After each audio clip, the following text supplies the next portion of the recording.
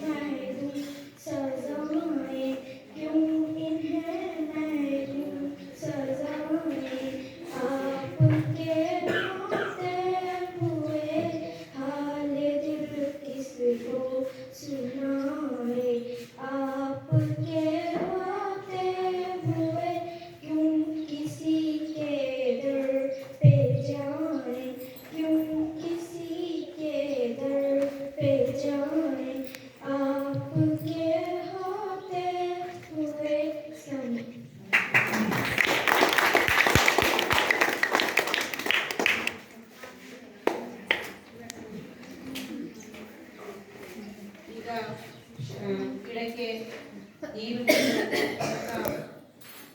ಸಭೆಗೆ ಚಾಲನೆ ನೀಡಲು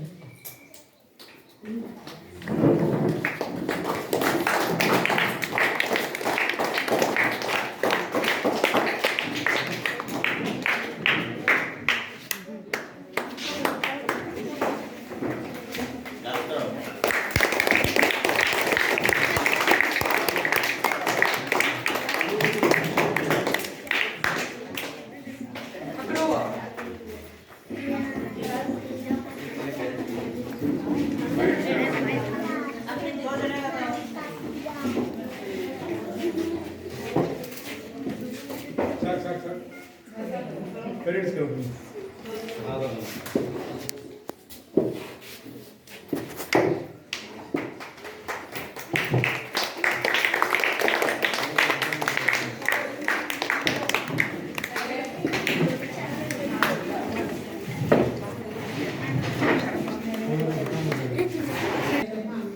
के स्वागत ನಮ್ಮ ಶಾಲೆಯ ಶಿಕ್ಷಕರಾದ ಪ್ರಾರ್ಥಿ ಮೇಡಮ್. ಎಲ್ಲರಿಗೂ ನನ್ನ ನಮಸ್ಕಾರಗಳು.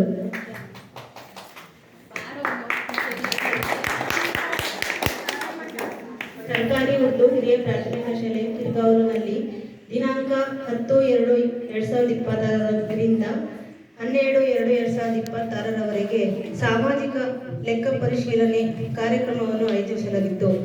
ಇದು ನಮಗೆ ಅತ್ಯಂತ ಸಂತೋಷ ಮತ್ತು ಗೌರವ ವಿಷಯವಾಗಿದೆ. ಈ ಕಾರ್ಯಕ್ರಮದ ಅಂಗವಾಗಿ ಇಂದು ಪೋಷಕರ ಸಭೆಯನ್ನು ಏರ್ಪಡಿಸಲಾಗಿದೆ. ಈ ಸಭೆಗೆ ಮಾನ್ಯ ಸಹಾಯಕ ನಿರ್ದೇಶಕರಾದ ಶ್ರೀಯುತರವರು ಆಹ್ವಾನಿಸಲಾಗಿತ್ತು. ಆದರೆ ಅನಿವಾರ್ಯ ಕಾರಣದಿಂದ ಇಂದು ನಮ್ಮೊಂದಿಗೆ ಹಾಜರಾಗಲು ಸಾಧ್ಯವಾಗಿಲ್ಲ. ಅವರ ಅನುಪಸ್ಥಿತಿಯಲ್ಲಿ ಅವರಿಗೆ ನಮ್ಮ ಶಾಲಾ ಪರವಾಗಿ ಹಾಗೂ ನನ್ನ ವೈಯಕ್ತಿಕವಾಗಿ ಸ್ವಾಗತವನ್ನು ಕೋರುತ್ತಿದ್ದೇನೆ. ಹಾಗೆ ತಮ್ಮ ಅಮೂಲ್ಯ ಸಮಯದ ಮಧ್ಯೆಯೂ ನಮ್ಮ ಆಹ್ವಾನ ಸ್ವೀಕರಿಸಿ ಈ ಕಾರ್ಯಕ್ರಮದಲ್ಲಿ ಭಾಗವಹಿಸಿದ ಕಿರುಗಾವಲು ಪಂಚಾಯಿತಿ PDO ಆದ ಶ್ರೀಯುತ ಹರಿಶಂಕರ್ ಸರ್ ರವರು ಈ ಕಾರ್ಯಕ್ರಮಕ್ಕೆ ಆಗಮಿಸಿದ್ದಾರೆ. ಅವರಿಗೂ ಕೂಡ ನಮ್ಮ ಪರವಾಗಿ ಹಾಗೂ ಶಾಲಾ ಪರವಾಗಿ ಸ್ವಾಗತವನ್ನು ಕೋರುತ್ತಿದ್ದೇನೆ. ಅದೇ ರೀತಿ ಶ್ರೀಯುತ ರೂಪರವರು ನೇತೃತ್ವದಲ್ಲಿ ಕಳೆದ 3-4 ದಿನಗಳಿಂದ ನಮ್ಮ ಶಾಲೆಯಲ್ಲಿ ಈ ಕಾರ್ಯಕ್ರಮ ಯಶಸ್ವಿಯಾಗಿ ನಡೆಯುತ್ತಿದೆ. ನಾನು ನನ್ನ ವೈಯಕ್ತಿಕವಾಗಿ ಹಾಗೂ ಶಾಲೆಯ ಪರವಾಗಿ ಅವರಿಗೆ ಸ್ವಾಗತವನ್ನು ಕೋರುತ್ತಿದ್ದೇನೆ. ಈ ಕಾರ್ಯಕ್ರಮ ನಡೆಸಿಕೊಟ್ಟ ಶ್ರೀಯುತ ಮಹಾದೇವ್ ಸರ್ ಅವರಿಗೆ ಸ್ವಾಗತವನ್ನು ಕೋರುತ್ತಿದ್ದೇನೆ. ಹಾಗೆಯೇ ಸೂಕ್ತ ಮಾರ್ಗದರ್ಶನ ನೀಡಿ ಮಾಹಿತಿ ನೀಡಲು ನಮಗೆ ಸಹಕರಿಸಿದ ರಕ್ಷಿತಾ ಮೇಡಮ್ ಅವರಿಗೆ ಈ ಕಾರ್ಯಕ್ರಮಕ್ಕೆ ಸ್ವಾಗತವನ್ನು ಕೋರುತ್ತಿದ್ದೇನೆ. ಗುರುಗಳಾದ ಶ್ರೀಯುತ ಮುಷೀರ್ ಮಿಯಾ ಸರ್ ಇವರ ಸಹಕಾರದಿಂದ ನಮ್ಮ ಶಾಲೆಯಲ್ಲಿ ಅನೇಕ ಅಭಿವೃದ್ಧಿ ಕಾರ್ಯಗಳು ನೆರವೇರಿವೆ.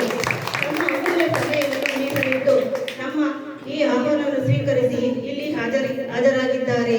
ನಾನು ಅವರಿಗೆ ವೈಯಕ್ತಿಕವಾಗಿ ಹಾಗೂ ಶಾಲಾ ಪರವಾಗಿ ಸ್ವಾಗತವನ್ನು ಕೋರುತ್ತಿದ್ದೇನೆ. ಶ್ರೀಯುತ ಜಫರುಲ್ಲಾ ಸರ್ ಅವರು ಸದಾ ನಮ್ಮ ಶಾಲೆಯ ಹಿತೈಷಿಗಳಾಗಿದ್ದಾರೆ. ಅವರ ಅನುಪಸ್ಥಿತಿಯಲ್ಲಿ ಈ ಒಂದು ಕಾರ್ಯಕ್ರಮಕ್ಕೆ ಅವರಿಗೆ ಒಂದು ಸ್ವಾಗತವನ್ನು ಕೋರುತ್ತಿದ್ದೇನೆ. ಮತ್ಲೂಬಿಯಾ ಅವರು ಈ ಒಂದು ಕಾರ್ಯಕ್ರಮದ ಅನುಪಸ್ಥಿತಿಯಲ್ಲಿ ಅವರಿಗೂ ಕೂಡ ಈ ಕಾರ್ಯಕ್ರಮಕ್ಕೆ ಸ್ವಾಗತವನ್ನು ಕೋರುತ್ತಿದ್ದೇನೆ. ಹಾಗೆ ನಮ್ಮ ಶಾಲೆಯ ಶೈಕ್ಷಣಿಕ ಅಭಿವೃದ್ಧಿಗೆ ಸದಾ ಮಾರ್ಗದರ್ಶನ ನೀಡುತ್ತಿರುವ ನಮ್ಮ ಒಂದು ಕರೆಗೆ ಸ್ಪಂದಿಸಿ ಶಾಲೆಯ ಪ್ರತಿಯೊಂದು ಚಟುವಟಿಕೆಗೆ ಬೆಂಬಲ ನೀಡುತ್ತಿರುವ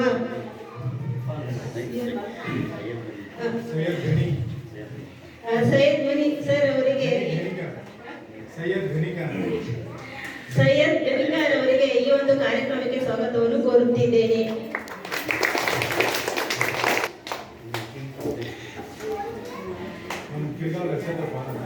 ಹಾಗೆಯೇ ನಮ್ಮ ಕ್ಲಸ್ಟರಿನ ಕಿರಿಯವರು ಕ್ಲಸ್ಟರಿನ CRP ಆದ ಪ್ರಕಾಶ್ ಅವರ ಅನುಪಸ್ಥಿತಿಯಲ್ಲಿ ಅವ್ರಿಗೂ ಕೂಡ ಒಂದು ಸ್ವಾಗತವನ್ನು ಕೋರುತ್ತಿದ್ದೇನೆ. ಅದೇ ರೀತಿ ಈ ಶಾಲೆಯ SMC ಅಧ್ಯಕ್ಷರಾದ ಅಧ್ಯಕ್ಷರಿಗೆ ಈ ಒಂದು ಕಾರ್ಯಕ್ರಮಕ್ಕೆ ಹೃತ್ಪೂರ್ವಕವಾಗಿ ಸ್ವಾಗತವನ್ನು ಕೋರುತ್ತಿದ್ದೇನೆ. ಅದೇ ರೀತಿ ಪೋಷಕರಿಗೆ ಹಾಗೂ STMC ಸದಸ್ಯರಿಗೆ ಹಾಗೂ ಪೋಷಕರಿಗೆ ಈ ಒಂದು ಕಾರ್ಯಕ್ರಮಕ್ಕೆ ಹೃದಯಪೂರ್ವಕ ಸ್ವಾಗತವನ್ನು ಕೋರುತ್ತಿದ್ದೇನೆ. ಕೊನೆಯದಾಗಿ ನಮ್ಮ ಕೇಂದ್ರಬಿಂದುವರ ಶಾಲೆಯ ಕೇಂದ್ರಬಿಂದುವ ಮಕ್ಕಳಿಗೆ ಈ ಒಂದು ಕಾರ್ಯಕ್ರಮಕ್ಕೆ ಸ್ವಾಗತವನ್ನು ಕೋರುತ್ತಾ ಈ ಒಂದು ಸ್ವಾಗತ ಭಾಷಣವನ್ನು ಮುಗಿಸುತ್ತಿದ್ದೇನೆ. ಎಲ್ಲರಿಗೂ ನಮಸ್ಕಾರ.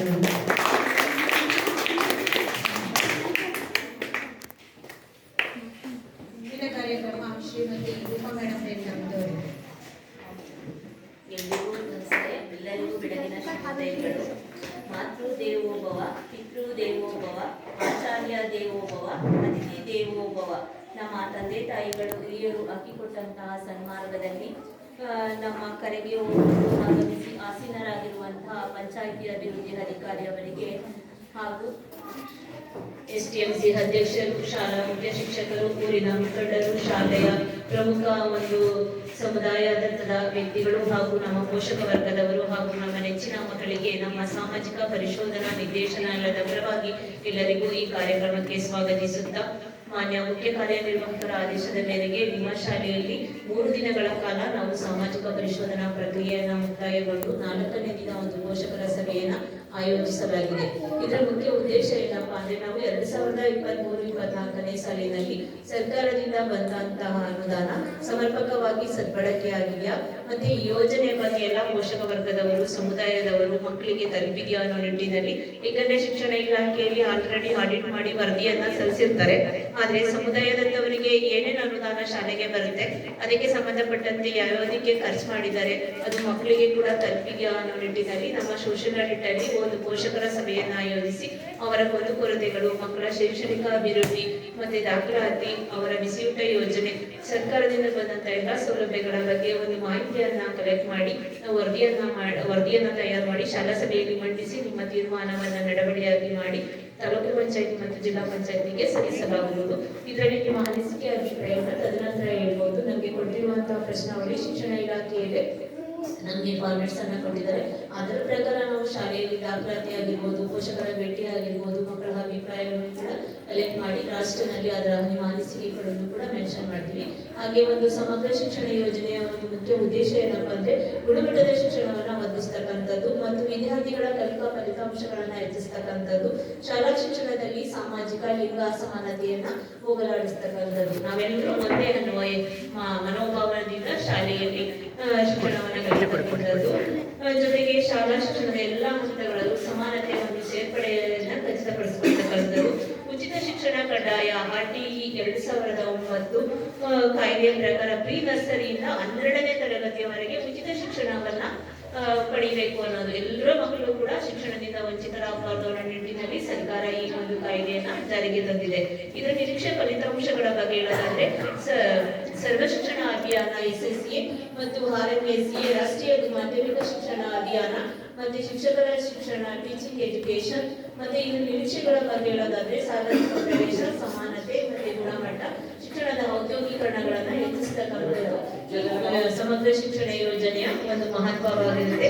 ಈ ಯೋಜನೆಯ ಅನುಷ್ಠಾನದಲ್ಲಿ ಪಾರದರ್ಶಕತೆ, ಉತ್ತರಾಯಣತ್ವ, ಜನರ ಸಹಭಾಗಿತ್ವವನ್ನು ಖಚಿತಪಡಿಸಿಕೊಳ್ತಕ್ಕಂಥದ್ದು, ಯೋಜನೆಗಳ ಬಗ್ಗೆ ಜನಸಾಮಾನ್ಯರಲ್ಲಿ ಅರಿವು ಮೂಡಿಸ್ತಕ್ಕಂಥದ್ದು ಮತ್ತು ಇದು ಪರಿಣಾಮಕಾರಿಯಾಗಿ ಯಶಸ್ವಿ ಆಗಬೇಕು ಅನ್ನೋ ನಿಟ್ಟಿನಲ್ಲಿ ಈ ಯೋಜನೆಯನ್ನ ಜಾರಿಗೆ ತಂದಿದೆ. ನಾವು 2023-24ನೇ ಸಾಲಿನ ಒಂದು ಸಾಮಾಜಿಕ ಪರಿಶೋಧನಾ ಪ್ರಕ್ರಿಯೆಯ ವರದಿಯ ಬಗ್ಗೆ ಹೇಳೋದಾದ್ರೆ 240 ದಿನಗಳು ನಡೀಬೇಕಿತ್ತು, ಆದ್ರೆ 236 ದಿನಗಳು ನಡೆದಿದೆ. ಇದು 4 ಸ್ಥಳೀಯ ರಜೆಗಳನ್ನ ಮಂಜೂರು ಮಾಡಲಾಗಿದೆ. ನಿಮ್ಮ ಗ್ರಾಮದಲ್ಲಿ ನಿರಂತರ ಹಬ್ಬ ಇರ್ಬೋದು, ನಿರಂತರ ಮಳೆ ಇರ್ಬೋದು, ಇತರ ಒಂದು ಶುಭ ದಿನಗಳಲ್ಲಿ ರಜೆಯನ್ನ ಮಂಜೂರು ಮಾಡಿರುವಂತದ್ದು. ಇದು 8 ಸರ್ಕಾರಿ ರಜೆಗಳನ್ನ ಅಂದ್ರೆ ಭಾನುವಾರ ಬೇರೆ ಇತರ ರಜೆಗಳನ್ನ ಮಂಜೂರು ಮಾಡಿರುವುದು ದಾಖಲಾತಿಯಂತೆ ಕಂಡು ಬಂದಿದೆ. ಇನ್ನು ಶಾಲಾ ಸರಾಸರಿ ಹಾಜರಾತಿ ಕುರಿತಂತೆ ಹೇಳೋದಾದ್ರೆ 2023-24ರಲ್ಲಿ 38 ಮಕ್ಕಳು ವಿದ್ಯಾಭ್ಯಾಸವನ್ನ ಮಾಡ್ತಾ ಇದ್ದು, ಪ್ರಸ್ತುತ ಸಾಲಿನಲ್ಲಿ 45 ಮಕ್ಕಳು ವಿದ್ಯಾಭ್ಯಾಸವನ್ನ ಮಾಡ್ತಿರೋದು ಉತ್ತಮವಾಗಿದೆ. ಯಾಕಂದ್ರೆ ಕೆಲವು ಶಾಲೆಗಳಲ್ಲಿ ಪ್ರತಿ ವರ್ಷ ದಾಖಲಾತಿ ಕಡಿಮೆ ಆಗ್ತಾ ಇತ್ತು, ಆದ್ರೆ ನಿಮ್ಮ ಶಾಲೆಯಲ್ಲಿ ಒಂದು ದಾಖಲಾತಿ ನಿರ್ವಹಣೆ ಆಗಿದೆ, ಒಂದು ಮಕ್ಕಳು ಸೇರ್ಪಡೆ ಆಗಿದೆ. ಮುಂದಿನ ದಿನಗಳಲ್ಲಿ ಹೆಚ್ಚಿನ ಮಕ್ಕಳನ್ನ ಸೇರ್ಪಡೆ ಮಾಡಿ ಸರ್ಕಾರಿ ಶಾಲೆಗಳ ಸೌಲಭ್ಯಗಳನ್ನ ಪಡ್ಕೊಳ್ಳಿ. ಯಾಕಂದ್ರೆ ಸರ್ಕಾರಿ ಸೌಲಭ್ಯಗಳು ಬೇಕು ಅಂತ ಹೇಳ್ತೀವಿ, ನಿರಂತರ ಶಕ್ತಿ ಯೋಜನೆ ಇರ್ಬೋದು, ಗೃಹಲಕ್ಷ್ಮಿ ಇರ್ಬೋದು, ವಿದ್ಯುತ್ ಬಿಲ್ ಇರ್ಬೋದು, ಇತರ ಯೋಜನೆಗಳಲ್ಲಿ ಸರ್ಕಾರಿ ಸೌಲಭ್ಯಗಳನ್ನ ಪಡ್ಕೊಳ್ತೀವಿ. ಹಾಗೆ ಸರ್ಕಾರಿ ಶಾಲೆಗಳಲ್ಲೂ ಕೂಡ ನಾವು ಮಕ್ಕಳನ್ನ ಓದಿಸಿದ್ರೆ ಅದು ಅಭಿವೃದ್ಧಿ ಆಗುತ್ತೆ. ಪ್ರತಿ ವರ್ಷ ಹೆಚ್ಚು ಹೆಚ್ಚು ದಾಖಲಾತಿಗಳಾದಂತೆ ಅನುದಾನ ಕೂಡ ಸೇರ್ಪಡೆ ಆಗುತ್ತೆ ಅಂತ ಹೇಳ್ತಾ, ಜೊತೆಗೆ ನಮ್ಮ 2023-24ರಲ್ಲಿ ಡ್ರಾಪ್ ಔಟ್ ಶಾಲೆಗೆ ಬಂದು ಒಂದ್ 2 ದಿನ 3 ದಿನ 1 ವಾರ ಶಾಲೆಗೆ ಬಂದು ಶಾಲೆಗೆ ಮತ್ತೆ ಬರ್ದೇನೆ ಇರುವಂತ ಮಕ್ಕಳು ಯಾವುದೇ ಕಂಡು ಬಂದಿಲ್ಲ. ಪ್ರಸ್ತುತ ಸಾಲಿನಲ್ಲೂ ಕೂಡ ಯಾವುದೇ ಡ್ರಾಪ್ ಔಟ್ ಮಕ್ಕಳು ಕಂಡು ಬಂದಿರುವುದಿಲ್ಲ. ಇನ್ನು ಶಾಲೆಯಲ್ಲಿ ಅಗತ್ಯ ಶಿಕ್ಷಕರ ನಿಯೋಜನೆ ಕುರಿತಂತೆ ಹೇಳೋದಾದ್ರೆ ನಿಮ್ಮ ಶಾಲೆಯಲ್ಲಿ ನಿರಂತರವಾಗಿ ಮಾಡ್ತಿರುವುದು ದಾಖಲಾತಿಯಂತೆ ಕಂಡು ಬಂದಿದೆ. ಹಾಗೆ ವಿಶೇಷ ಅಗತ್ಯವುಳ್ಳ ಮೌಲ್ಯಮಾಪನದ ಬಗ್ಗೆ ಹೇಳೋದಾದ್ರೆ ನಿಮ್ಮ ಶಾಲೆ 2023-24ರಲ್ಲಿ 2 ಮಕ್ಕಳು ವಿಶೇಷ ಚೇತನರ ಮಕ್ಕಳಿದ್ರು, ಅವರಿಗೂ ಕೂಡ 2,744 ಸಹಾಯಧನವನ್ನ ಸರ್ಕಾರದಿಂದ ಅವರಿಗೆ ಕೊಟ್ಟಿರುವಂತದ್ದು. ಮತ್ತೆ ಅವರಿಗೂ ಕೂಡ ಪಠ್ಯಪುಸ್ತಕ ಆಗಿರ್ಬೋದು, ಯೂನಿಫಾರ್ಮ್ ಆಗಿರ್ಬೋದು, ಎಲ್ಲಾ ಸೌಲಭ್ಯಗಳನ್ನು ಕೊಟ್ಟಿರುವಂತಹ ದಾಖಲಾತಿಯಂತೆ ಕಂಡು ಬಂದಿದೆ. ಇನ್ನು ಉಳಿದಂತೆ ಮಕ್ಕಳಿಗೂ ಕೂಡ ಯಾವುದೇ ಸ್ಕಾಲರ್ಶಿಪ್ ಬಂದಿರೋದಿಲ್ಲ, ವಿಶೇಷ ಚೇತನರಿಗೆ ಮಾತ್ರ ಬಂದಿರುವಂತದ್ದು ಆ ಒಂದು ವರ್ಷದಲ್ಲಿ. ಪ್ರಸ್ತುತ ಸಾಲಲ್ಲಿ ನೀವೇನಾದ್ರು ಆನ್ಲೈನ್ ಅಪ್ಲಿಕೇಶನ್ ಆಗಿದೆ ನೇರವಾಗಿ ನಿಮ್ಮ ಖಾತೆಗೆ ಬರುವಂತದ್ದು. ಬಟ್ ಯಾರಿಗೂ ಇನ್ನು ಅನುದಾನ ಬಂದಿಲ್ಲ ಅಂತೇಳಿ ಮುಖ್ಯ ಶಿಕ್ಷಕರು ಮಾಹಿತಿಯನ್ನ ನೀಡಿರುವಂತದ್ರಲ್ಲಿ ವರದಿ ಮಾಡ್ತಿರೋದು. ಇನ್ನು ಮಕ್ಕಳ ಒಂದು ಶಿಕ್ಷಣಕ್ಕೆ ಗುಡ್ ಟಚ್ ಮತ್ತು ಬ್ಯಾಡ್ ಟಚ್ ಲೈಂಗಿಕ ಕಿರುಕುಳಕ್ಕೆ ಸಂಬಂಧಪಟ್ಟಂತೆ ನಿಮ್ಮ ಶಾಲೆಯಲ್ಲಿ ಏನಾದ್ರೂ ಅಭಿಪ್ರಾಯ ಇದೆ? ನಿಮ್ಮ ಶಿಕ್ಷಕರು ಚೆನ್ನಾಗಿ ಪಾಠ ಮಾಡ್ತಾರಪ್ಪ ಮಕ್ಕಳು ನೀವೇ ಹೇಳ್ಬೇಕು, ಯಾಕಂದ್ರೆ ನಾವು ಕನ್ನಡದಲ್ಲಿ ಮಾತಾಡೋದು ಭಾಷೆ ಏನಾದ್ರೂ ಹೊಡಿತಾರಾ? ನೀವು ಶಾಲೆಗೆ ಬಂದಿಲ್ಲ ಅಂದ್ರೆ ಶಾಲೆಗೆ ಬಂದಿಲ್ಲ, ಹೋಮ್ವರ್ಕ್ ಮಾಡಿಲ್ಲ ಅಂದ್ರೆ ಬರ್ತೀರಾ? ಎಲ್ಲರೂ ಬರ್ತಿದ್ದೀನಾ? ಬರ್ತಾ ಇದ್ದೀರಾ?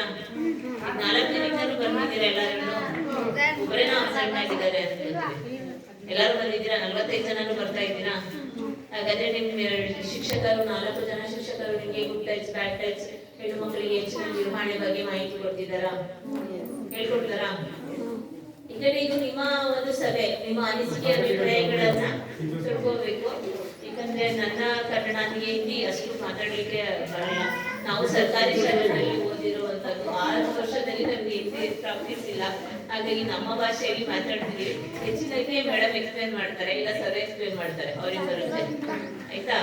ನಿಮ್ಗೆ ಯಾರಿಗೆ ಅರ್ಥ ಆಗಿಲ್ಲ ಅಂದ್ರೆ ಆ ಪ್ರಶ್ನೆ ಕೇಳಿ ಹೇಳ್ತಾರೆ. ಓಕೆ, ಟೀಚರ್ಸ್ ಕೂಡ ಕೇಳಿ.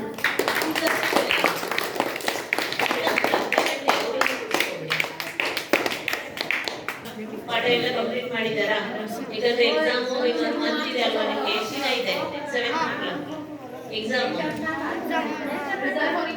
ಮಾಡ್ತಿದ್ದಾರಾ? ನೀವು ಎಷ್ಟು ಗಂಟೆಗೆ ಬರ್ತೀರಾ ಪ್ರತಿದಿನ? 9 ಗಂಟೆಗೆ. ಟೀಚರ್ಸ್ ಎಲ್ಲ ಎಷ್ಟು ಗಂಟೆಗೆ ಬರ್ತಾರೆ? ಹೇಳ್ಬೇಕು, ಯಾರಿಗಾದ್ರೂ ಕನ್ನಡ ಬರುತ್ತಲ್ವಾ? ಎಷ್ಟು ಗಂಟೆಗೆ ಬರ್ತಾರೆ? ಎಷ್ಟು ಗಂಟೆಗೆ ಹೋಗ್ತಾರೆ? 4 o'clock. ನೀವು ಎಷ್ಟು ಗಂಟೆಗೆ ಹೋಗ್ತಿದ್ದೀರಾ? ನಿಮ್ಗೆ ಎಷ್ಟು ಗಂಟೆಗೆ ಬಿಡ್ತಾರೆ ಶಾಲೆ? 4 o'clock. ಟೀಚರ್ಸ್ ಎಲ್ಲರೂ ಒಂದೇ ಸಮಯಕ್ಕೆ ಹೋಗ್ತಾರಾ? ನಿಮ್ಗೆ ಪ್ರೇಯರ್ ಅಲ್ಲಿ ಪೇಪರ್ನಲ್ಲಿ ನ್ಯೂಸ್ ಪೇಪರ್ ಓದಿಸ್ತಾರಾ? ಯಾವ್ದು ಬರುತ್ತೆ ನಿಮ್ ಶಾಲೆಗೆ? ಕನ್ನಡನ ಇಂಗ್ಲಿಷ್ನ ಓದ್ತೀರಾ? ಪ್ರತಿಜ್ಞೆ ಎಲ್ಲ ಮಾಡಿಸ್ತಾರಾ? ಎಲ್ಲಾ ಮಕ್ಕಳು ಮಾಡಿಸ್ತಾರ? ಒಬ್ಬೊಬ್ರು ಓದಿಸ್ತಾರ? ಎಲ್ಲರೂ ಓದ್ತೀರಾ? ಓದೋದ್ರಿಂದ ಏನ್ ಉಪಯೋಗ ಆಗುತ್ತೆ ನಿಮ್ಗೆ? ನ್ಯೂಸ್ ಪೇಪರ್ ಓದೋದ್ರಿಂದ ಓದ್ತೀರಿ ತಾನೆ? ಅದಕ್ಕೆ ಏನೇನಿದೆ ಇವತ್ತು ವಿದ್ಯಮಾನಗಳು ಅಂತ ಹೇಳ್ತೀರಾ? ಓದ್ತೀರಲ್ವಾ? ಯಾರು ಓದಿದ್ದು ಇವತ್ತು ಪೇಪರ್? ಯಾರು ಓದಿದ್ದಾರೆ? ಯಾರು ಕೇಳಿಸ್ಕೊಂಡ್ರಾ? ಅವ್ರಿಗೆ ಅವ್ರು ಓದಿದ್ದ ಕೇಳಿಸ್ಕೊಂಡಿದ್ದೀರಾ? ನಿಮ್ಗೆ ಏನಾದ್ರು ಅರ್ಥ ಆಗಲಿಲ್ಲ ಅಂದ್ರೆ ಮತ್ತೆ ಕೇಳ್ತೀರಾ? ಇನ್ನೊಂದ್ಸರಿ ಹೇಳಿ ಅಂತ ಹೇಳ್ಕೊಡ್ತಾರ ಮೇಡಮ್? ಈಗಂದ್ರೆ ಎಲ್ಲಾ ಮಕ್ಕಳು ಪೇಪರ್ ಓದೋದ್ರಿಂದ ಅವ್ರು ಮುಂದಿನ ಒಂದು ಜೀವನ ಶೈಲಿಯಲ್ಲಿ ಒಂದು ಕಾಂಪಿಟೇಷನ್ ಎಕ್ಸಾಮ್ ಇರ್ಬೋದು, ಈ ತರ ಒಂದು ಎಕ್ಸಾಮ್ಗಳಲ್ಲಿ ಅವ್ರಿಗೆ ಒಂದು ಇಂಪಾರ್ಟೆಂಟ್ ಐಟಮ್ಸ್ ಗಳಿರುತ್ತೆ.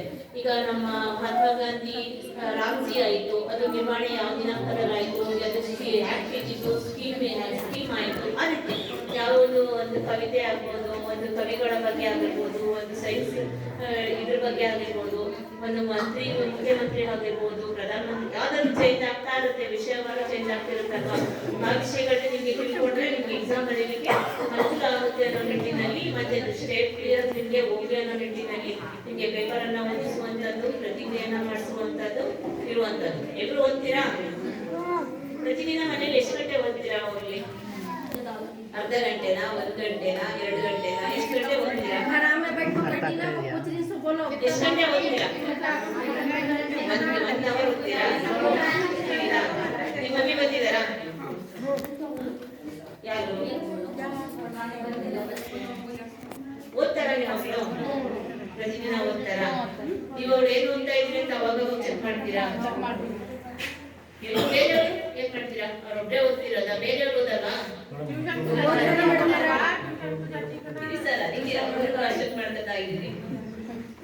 ಬೇರೆ ಯಾರು ಓದ್ತೀರಾ? ಕೈ ಎತ್ತಿ ನೋಡೋಣ.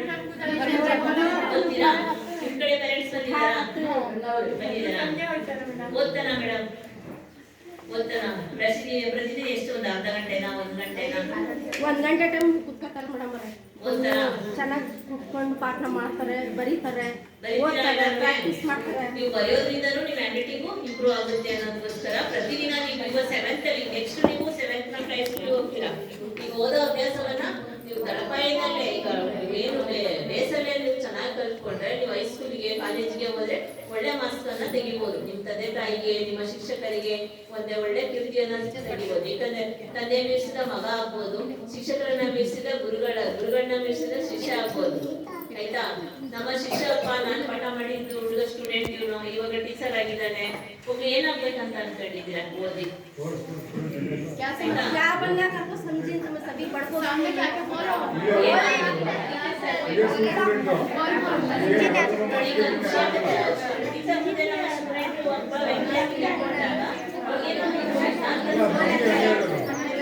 ನಮ್ಗೆ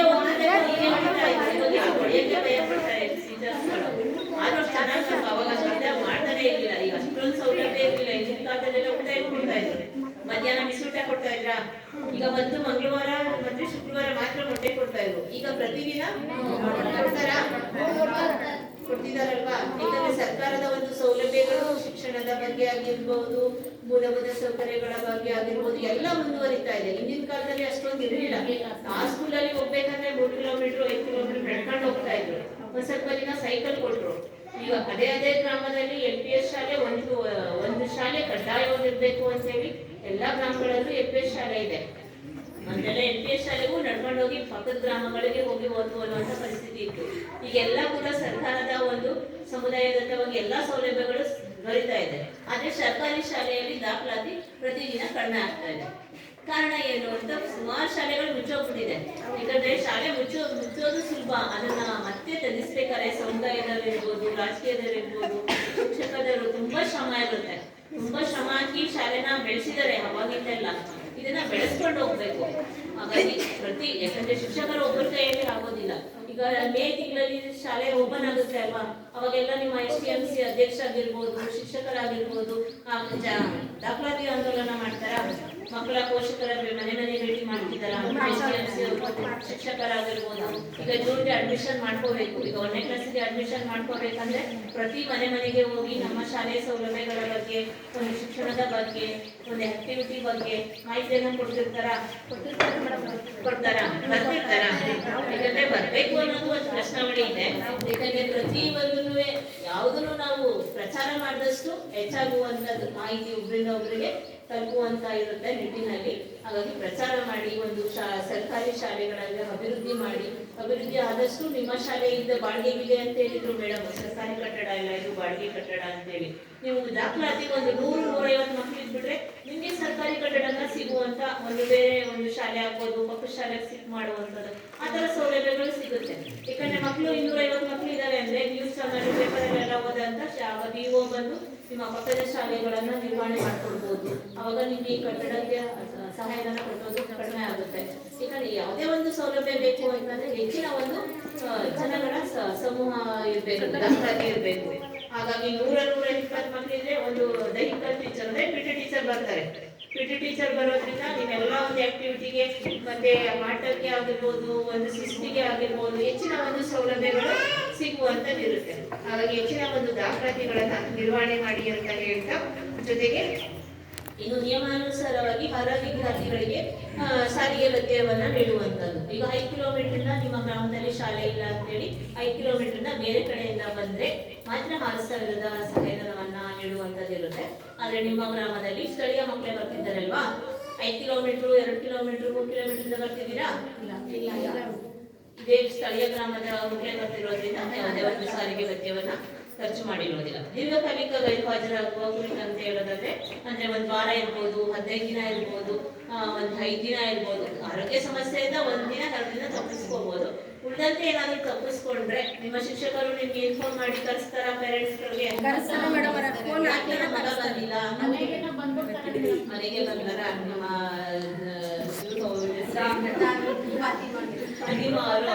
ಬರ್ತಾ ಇರ್ತಾರ. ಯಾಕಂದ್ರೆ ಮಧ್ಯಾಹ್ನ ಆ ತರ ಬರ್ತಾ ಇರಲಿಲ್ಲ. ಈಗ ಮಧ್ಯಾಹ್ನ ಆ ಕಾಲದಲ್ಲಿ ಬರಲ್ಲ, ಮಕ್ಳು ಬಂದ್ರೆ ಪಾಠ ಮಾಡೋದೇ ಕಷ್ಟ ಇತ್ತು. ಈಗ 1 ದಿನ 2 ಮಕ್ಳು ತಪ್ಪಿಸ್ಕೊಂಡ್ರೆ ಆಗ್ಲೇ ಮನೆಗೆ ಫೋನ್ ಬರುತ್ತೆ ಪೇರೆಂಟ್ಸ್ಗಳಿಗೆ, ಯಾಕೆ ನಿಮ್ಮ ಹುಡುಗ ಬರ್ತಾ ಇಲ್ಲ 2 ದಿನದಿಂದ. ಮೊನ್ನೆ ಹೇಳ್ತಾ ಇದ್ರು ಬೀರ್ನಳ್ಳಿ ಶಾಲೆ, ನಾನೇ ಹೋಗಿ ಕರ್ಕೊಂಡು ಬಂದ್ರು. ಆ ಮಗು ಓದ್ಕೊಂಡಿದೆ, ಹೈಸ್ಕೂಲ್ ಎಕ್ಸಾಮ್ 10th ಬರ್ತಾ ಇದೆ, ಇದನ್ನೆಲ್ಲ ಲೆಕ್ಕ ಹಾಕ್ತಿದ್ರು, ಓದ್ಕೊಂಡಿದೆ. ನಾವ್ ಏನ್ ಮಾಡೋದು ಸರ್ಕಾರಿ ಶಾಲೆ ಶಿಕ್ಷಕರು? ಆದ್ರೆ ಪೋಷಕರು ಕೂಡ ಜವಾಬ್ದಾರಿ ಇರಬೇಕು ಅನ್ನೋ ನಿಟ್ಟಿನಲ್ಲಿ ಅವ್ರು ಆ ರೀತಿ ನಿರ್ವಹಣೆ ಕೊಟ್ಟರು. ಯಾಕಂದ್ರೆ ಶಿಕ್ಷಕರದೇ ನಿರ್ವಹಣೆ ಇಲ್ಲ. ನಿಮ್ಮ ಮಕ್ಕಳು, ನಿಮ್ಮ ಭವಿಷ್ಯ, ನಿಮ್ಮ ಕುಟುಂಬದವರ ಮಕ್ಕಳಿಗೆ ನೀವು ಕೂಡ ಹೆಚ್ಚಿನ ಒಂದು ಆದ್ಯತೆಯನ್ನ ಕೊಡ್ಬೇಕಾಗುತ್ತೆ. ಜೊತೆಗೆ ಶಿಕ್ಷಕರ ಜೊತೆಗೆ 2 ಕೈ ಕೂಡಿದ್ರೆ ಚಪ್ಪಾಳೆ ಅಲ್ವಾ. ಹಾಗಾಗಿ ನಿಮ್ಮ ನಿರ್ವಹಣೆ ಒಂದು ಸಮುದಾಯದವರಿರ್ಬೋದು, ಶಿಕ್ಷಕರದಿರ್ಬೋದು, ಎಲ್ಲರ ಒಂದು ಸಮ್ಮುಖದಲ್ಲಿ ಇದು ಪ್ರಕ್ರಿಯೆಯನ್ನ ನಡೆಯುವಂಥದ್ದು. ಆದ್ರೆ ಆ ತರ ದೀರ್ಘಕಾಲಿಕ ಗೈರುಹಾಜರಾಗುವಂತ ಮಕ್ಕಳು ಯಾವುದೇ ಕಂಡು ಬಂದಿರೋದಿಲ್ಲ. ಇನ್ನು ನಿಮ್ಮ ಶಾಲಾ ಕಟ್ಟಡ ಮತ್ತು ಪೀಠೋಪಕರಣಗಳ ಲಭ್ಯತೆ ಬಗ್ಗೆ ಹೇಳೋದಾದ್ರೆ ನಿಮ್ಮ ಶಾಲೆಯಲ್ಲಿ ಒಟ್ಟು 8 ಕೊಠಡಿಗಳು ಲಭ್ಯತೆ ಇದೆ. ನಾವು ಕೇಳಿದ್ವಿ ಕೊಠಡಿಗಳೇನಾದ್ರೂ ಕೊರತೆ ಇದೆಯಾ, ಸೌಲಭ್ಯಗಳ ಕೊರತೆ ಇದೆಯಾ, ಮೂಲಭೂತ ಸೌಕರ್ಯಗಳಿದೆ ಅಂತ ಸಂದರ್ಭದಲ್ಲಿ ನಿಮ್ಮ ಶಿಕ್ಷಕರು ಹೇಳಿದಾಗೆ ಯಾವುದೇ ಕೊಠಡಿಗಳ ಕೊರತೆ ಇಲ್ಲ, ಎಲ್ಲ ಸಂಪೂರ್ಣವಾಗಿ ನಿರ್ವಹಣೆ ಆಗಿದೆ. ನಾವೆಲ್ಲ ಸುಣ್ಣ ಬಣ್ಣ ಹೊಡಿಸಿ ಮತ್ತೆ ಮೂಲಭೂತ ಸೌಕರ್ಯಗಳಿಗೆ ಸಂಬಂಧಪಟ್ಟಂತೆ ನಿಮ್ಮಲ್ಲಿ ಶೌಚಾಲಯ ಇದೆ, 80 ಮಕ್ಕಳಿಗೆ ಒಂದು ಶೌಚಾಲಯ ಇರಬೇಕು ಅಂತ ಇದೆ. ಅದು ಯೋಗ್ಯವಾಗಿದೆಯಾ, ನೀರಿದೆಯಾ, ಗಂಡು ಮಕ್ಕಳಿಗೆ ಹೆಣ್ಣು ಮಕ್ಕಳಿಗೆ ಪ್ರತ್ಯೇಕವಾಗಿದೆಯಾ ಅಂತ ಕೇಳಿದ್ದಾರೆ ಪ್ರಶ್ನಾವಳಿಗಳಲ್ಲಿ. ಮಕ್ಕಳ ನಿಮ್ಗೆ ಅದು ಬಳಸಲಿಕ್ಕೆ ಯೋಗ್ಯವಾಗಿದೆಯಾ?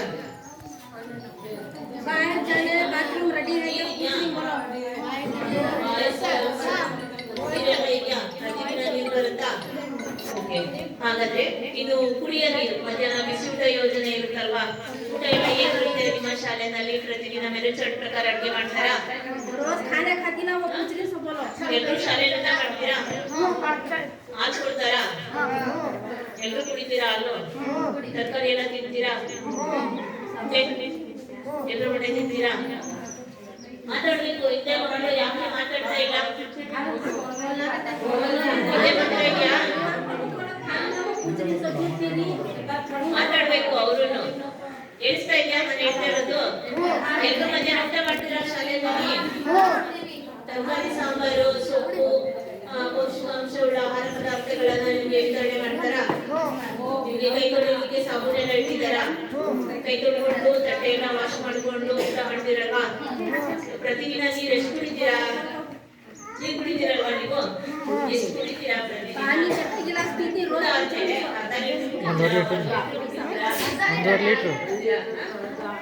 ಅರ್ಧ ಲೀಟರ್ ಶುದ್ಧ ಕುಡಿಯೋ ನೀರು ಕೊಡ್ತಾರಾ ನಿಮ್ಗೆ? पानी पाक पानी देती है ಪಾನಿ ಸಾಕಷ್ಟು ಇದೆಯಾ? ನಿಮ್ಗೆ ತಣ್ಣೀರು ಬೇಡ ಅಂತಂದ್ರೆ ಬಿಸಿನೀರು ಕಾಯಿಸ್ಕೊಡ್ತಾರೆ ಕೊಡ್ತಾರಾ? ಬಿಸಿನೀರು ಬೇಕು ಅಂತಂದ್ರೆ ಬಿಸಿನೀರು ಸೌಲಭ್ಯ ಕೂಡ ಹೆಣ್ಮಕ್ಳಿಗೆ ಇರುತ್ತೆ. ಆರೋಗ್ಯ ಸಮಸ್ಯೆ ಇದ್ರೆ ಕಾಯಿಸ್ಕೊಡ್ಬೇಕಾಗಿರೋದು ಅವರ ಜವಾಬ್ದಾರಿ ಇರುತ್ತೆ. ನೀವು ಆತರ ಏನಾದ್ರು ಸಮಸ್ಯೆ ಇದ್ರೆ ನಿಮ್ಮ ಶಿಕ್ಷಕರು ಹೇಳಿದ್ರೆ ತಂದು ಕೊಡ್ತಾರೆ. ಸಾಕಷ್ಟು ನೀರು ಕುಡೀರಿ. ಯಾಕಂದ್ರೆ ಪ್ರತಿದಿನ ನೀವು ಒಂದು 3 ಲೀಟರ್ 2 ಲೀಟರ್ ನೀರು ಕುಡಿದ್ರೆ ನಿಮ್ಮ ಆರೋಗ್ಯ ಚೆನ್ನಾಗಿರುತ್ತೆ. ಆಯ್ತಾ? ಪ್ರತಿದಿನ ಕುಡಿತೀರಲ್ವಾ? ಇವಾಗ ಬಿಟ್ಬಿಡಿ, ಹಿಂದೆ ಆಗಿರೋದು. ಮುಂದಿನ ದಿನಗಳಲ್ಲಾದ್ರೂ ಕುಡಿತೀರಲ್ವಾ? ಮಾತಾಡ್ಬೇಕು. ಕುಡಿತೀರಾ? ಇದರಲ್ಲಿ ಕನ್ನಡದ್ದು ನಮ್ಮ ಮಾತೃಭಾಷೆ, ನಿಮ್ಮ ಹುಡುಗರು ಕೂಡ ಒಂದು ಮಾತೃಭಾಷೆ ಆಗಿರುತ್ತೆ. ಹಾಗಾಗಿ ನೀವು ಎಲ್ಲಾ ಭಾಷೆಯನ್ನು ಕಲ್ತ್ಕೊಂಡ್ರೆ ತುಂಬಾ ಉತ್ತಮ. ಆಯ್ತಾ? ಮುಂದೆ ಒಂದು ನಿಮ್ಮ ಜೀವನ ಶೈಲಿಯನ್ನ ರೂಪಿಸ್ಕೊಂಡು ನೀವು ಫಾರಿನ್ ಹೋದ್ರೆ, ಬೇರೆ ಸ್ಟೇಟ್ಗೆಲ್ಲ ಹೋದ್ರೆ ಎಲ್ಲಾ ಭಾಷೆಗಳನ್ನು ಕಲ್ತ್ಕೊಂಡಿದ್ರೆ ನಿಮ್ಗೆ ಹೆಲ್ಪ್ ಆಗುತ್ತೆ ಅಂತ ಹೇಳ್ತಾ, ಇನ್ನು ಶಾಲೆಯಲ್ಲಿ ವಿದ್ಯುತ್ ಸಂಪರ್ಕ ಕುರಿತಂತೆ ಹೇಳೋದಾದ್ರೆ ನಿಮ್ಮ ಶಾಲೆ 4 ಕೊಠಡಿಗಳಲ್ಲೂ ವಿದ್ಯುತ್ ಸಂಪರ್ಕ ಇದೆ. ಹಾಗೆ ಪ್ರಯೋಗಾಲಯ ಮತ್ತು ಗ್ರಂಥಾಲಯಕ್ಕೆ ಸಂಬಂಧಪಟ್ಟಂತೆ ನಿಮ್ಮ ಶಾಲೆಯಲ್ಲಿ ಮ್ಯಾಥ್ಸ್ ಮತ್ತೆ ಸೈನ್ಸ್ಗೆ ಸಂಬಂಧಪಟ್ಟಂತೆ ಗಣಿತ ಕಿಟ್ಗಳು ಇದೆಯಾ? ಇದೆ. ಇದು ಯಾರು ಮಾಡ್ತಾರೆ ಮ್ಯಾಥ್ಸ್ ಮತ್ತೆ ಸೈನ್ಸ್?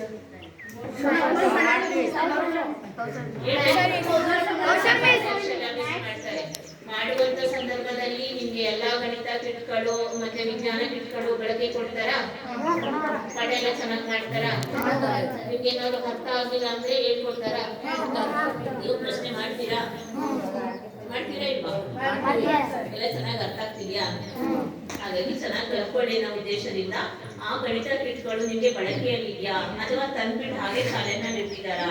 ಮಕ್ಕಳಿಗೆ ಸೌಲಭ್ಯ ಇದೆ. ಟಿವಿ ಮತ್ತೆ ಟ್ಯಾಬ್ ಏನಾದ್ರು ಉಂಟಾ ನಿಮ್ಮ ಶಾಲೆನಲ್ಲಿ? ಅದನ್ನ ಬಳಕೆ ಕೊಡ್ತಿದ್ದಾರಾ?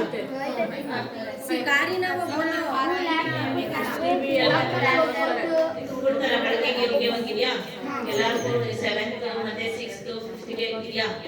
ಮೆಡಿಕಲ್ಗೆ ಸಂಬಂಧಪಟ್ಟಂತೆ ಕೆಲವು ಕಾರ್ಡ್ಸ್ ಗಳನ್ನ ಕೊಡ್ತಾರೆ. ಕಾರ್ಡ್ಸ್ ಗಳನ್ನ ಮತ್ತೆ ಕೆಲವು ಚಾರ್ಟ್ ಗಳನ್ನ ಮೆಡಿಕಲ್ ಮಕ್ಕಳಿಗೆ ಕೊಡುವಂತದ್ದು. ಮೂಲಭೂತ ಸೌಕರ್ಯಗಳಿಗೆ ಮೆಡಿಕಲ್ ಗ್ರಂಥಾಲಯಕ್ಕೆ ಸಂಬಂಧಪಟ್ಟಂತೆ ನಿಮ್ಮಲ್ಲಿ ಎಲ್ಲ ಸೌಲಭ್ಯ ಉಂಟಾ? ಹಾಗೆಯೇ ನಿಮ್ಮಲ್ಲಿ 916 ಗ್ರಂಥಾಲಯ ಬುಕ್ಸ್ ಇದೆ. ಆಯ್ತಾ? ಇಲ್ಲಿವರೆಗೆ ಯಾವ್ಯಾವ ಬುಕ್ಸ್ ಅನ್ನ ಓದಿದ್ದೀರಾ? ಯಾವ್ದು ಓದಿದ್ದೀರಾ?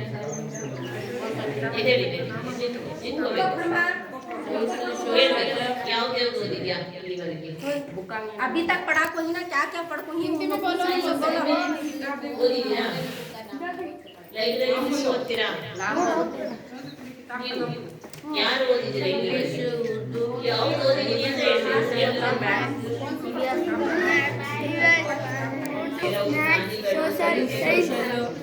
ಓದವ್ಯಾಸ ಉಂಟಾ?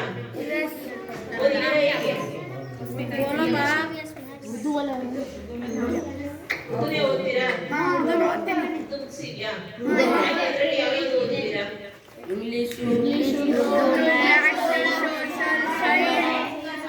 ಕನ್ನಡ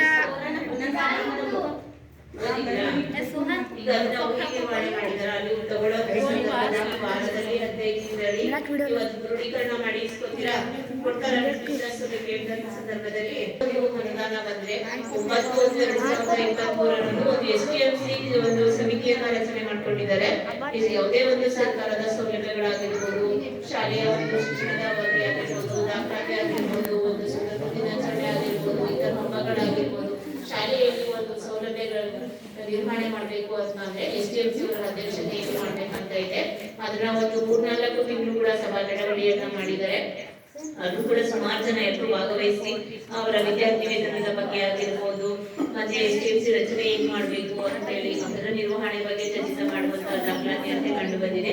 ಇನ್ನು ಕ್ರೀಡಾ ಮತ್ತು ಕ್ರೀಡಾ ಪರಿಕರಗಳ ಬಗ್ಗೆ ಹೇಳೋದಾದ್ರೆ ನಿಮ್ಮ ಶಾಲೆಯಲ್ಲಿ ಸ್ವಲ್ಪ ಆಟದ ಮೈದಾನ, ಒಂದು 10 ಮೀಟರ್ ಆಟದ ಮೈದಾನ ಇದೆ. ಅದರಲ್ಲಿ ನಿಮ್ಗೆ ಏನೇನು ಆಟ ಆಡ್ಲಿಕ್ಕೆ ಐಟಮ್ಸ್ ಗಳನ್ನ ಕೊಡ್ತಾರೆ. तुमने खेलने क्या क्या चीजें नहीं ಕ್ರಿಕೆಟ್ ಕೊಡ್ತಾರಾ?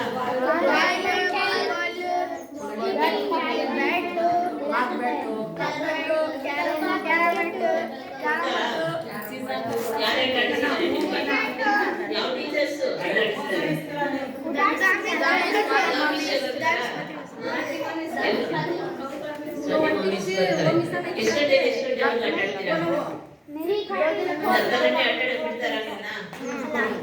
ಎಲ್ಲರೂ ಭಾಗವಹಿಸ್ತೀರಾ? ಏಕೆಂದ್ರೆ ಇದು ಆಟ ಸಾಮಾನು ಕೆಲವು ಶಾಲೆಗಳಲ್ಲಿ ಇದ್ದು ತಂದಂತ ಸಾಮಾನು ಹಾಗೆ ಇಟ್ಟಿರ್ತಾರೆ. ಅದು ಮಕ್ಕಳಿಗೆ ಸೌಲಭ್ಯಕ್ಕೆ ಬರಬೇಕು. ಈಗ ಆಟ ಆಡೋದ್ರಿಂದ ನಿಮ್ಗೆ ಏನ್ ಬಳಕೆ ಆಗುತ್ತೆ, ನಿಮ್ಮ ಮೈಂಡ್ ಫ್ರೆಶ್ ಆಗುತ್ತೆ, ನಿಮ್ಗೆ ಚೆನ್ನಾಗಿ ಬೆಳವಣಿಗೆ ಆಗುತ್ತೆ, ನಿಮ್ಗೆ ಖುಷಿ ಖುಷಿಯಾಗಿ ಎಲ್ಲ ಆಟ ಆಡ್ತಿರಲ್ವಾ? ಗಂಡ್ಮಕ್ಳು ಕ್ರಿಕೆಟ್ ಆಡ್ತಿರಲ್ವೇಲ್ವಾ? क्रिकेट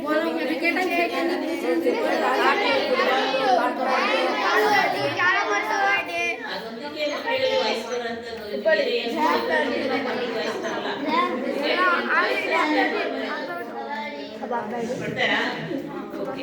ಹಾಗೆ ನಾವು ಮಾಡ್ತಕ್ಕಂಥ ಒಂದು ಸಾಮಾಜಿಕ ಪರಿಶೋಧನೆ 1-4-2023ರಿಂದ 31-3-2024 ಅಂದ್ರೆ ಏಪ್ರಿಲ್ ಟು ಮಾರ್ಚ್ ಒಳಗಡೆ ನಿಮ್ಮ ಶಾಲೆಗೆ ಬಂದಂತಹ ಅನುದಾನ ಪ್ರಾರಂಭಿಕ ಶುಲ್ಕ ಸೇರಿದಂತೆ 80,956 ರೂಪಾಯಿ ಬಂದಿದೆ. ಅದು ಸ್ಟೂಡೆಂಟ್ ಸಾಕ್ಸ್ ಇರ್ಬೋದು, ವಿಶೇಷ ಚೇತನರಿರ್ಬೋದು, ಕುಡಿಯುವ ನೀರಿಗೆ ಸಂಬಂಧಪಟ್ಟಂತೆ, ಶಾಲಾ ಸ್ವಚ್ಛತೆಗೆ ಸಂಬಂಧಪಟ್ಟಂತೆ ಬಂದಿರುವಂತದ್ದು. ಇದು ಖರ್ಚಾಗಿರುವಂತದ್ದು 77,358 ರೂಪಾಯಿ ಖರ್ಚಾಗಿದೆ. ನಿಮ್ಮೆಲ್ಲರಿಗೂ ಶೂ ಕೊಟ್ಟಿದ್ದಾರೆ ಅಲ್ವಾ?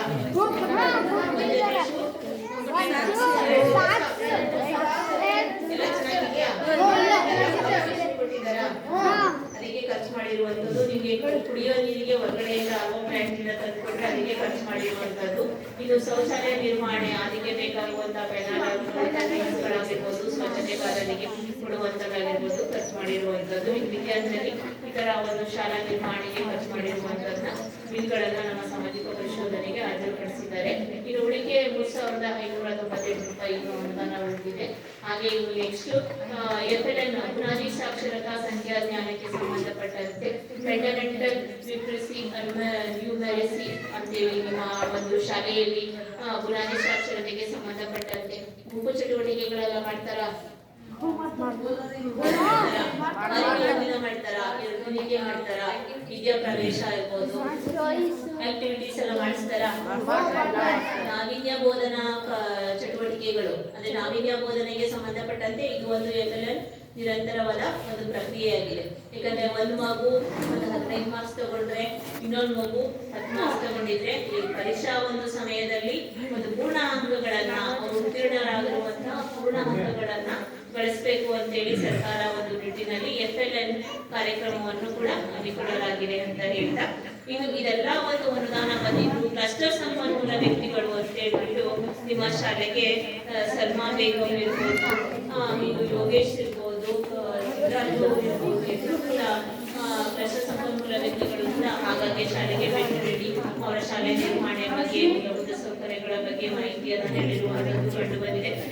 ಇದಕ್ಕೆ ಸಂಬಂಧಪಟ್ಟಂತೆ ಗಣಿತ ಕಿಟ್ಗಳು, ಚಾರ್ಟ್ಗಳು, ಟಿವಿ ಆಗಿರ್ಬೋದು, ಪ್ರೊಜೆಕ್ಟರ್ ಆಗಿರ್ಬೋದು, ಗ್ರೀನ್ ಬೋರ್ಡ್ ಆಗಿರ್ಬೋದು ಮಕ್ಕಳಿಗೆ ತಲುಪ್ತಾ ಇದೆ ಅಂತ ಹೇಳಿ ಮಾಹಿತಿಯನ್ನು ಕೊಟ್ಟಿದ್ದಾರೆ.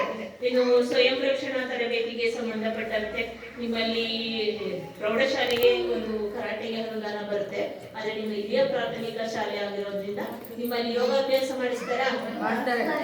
ಯಾವ ಟೀಚರ್ ಮಾಡಿಸ್ತಾರೆ? ಪ್ರತಿ ಶನಿವಾರ ಮಾಡ್ತಾರಾ? ಮಾಡ್ತಾರಾ? ಹೇಗೆ ಯೋಗ कराती ना वो मिस कराती ना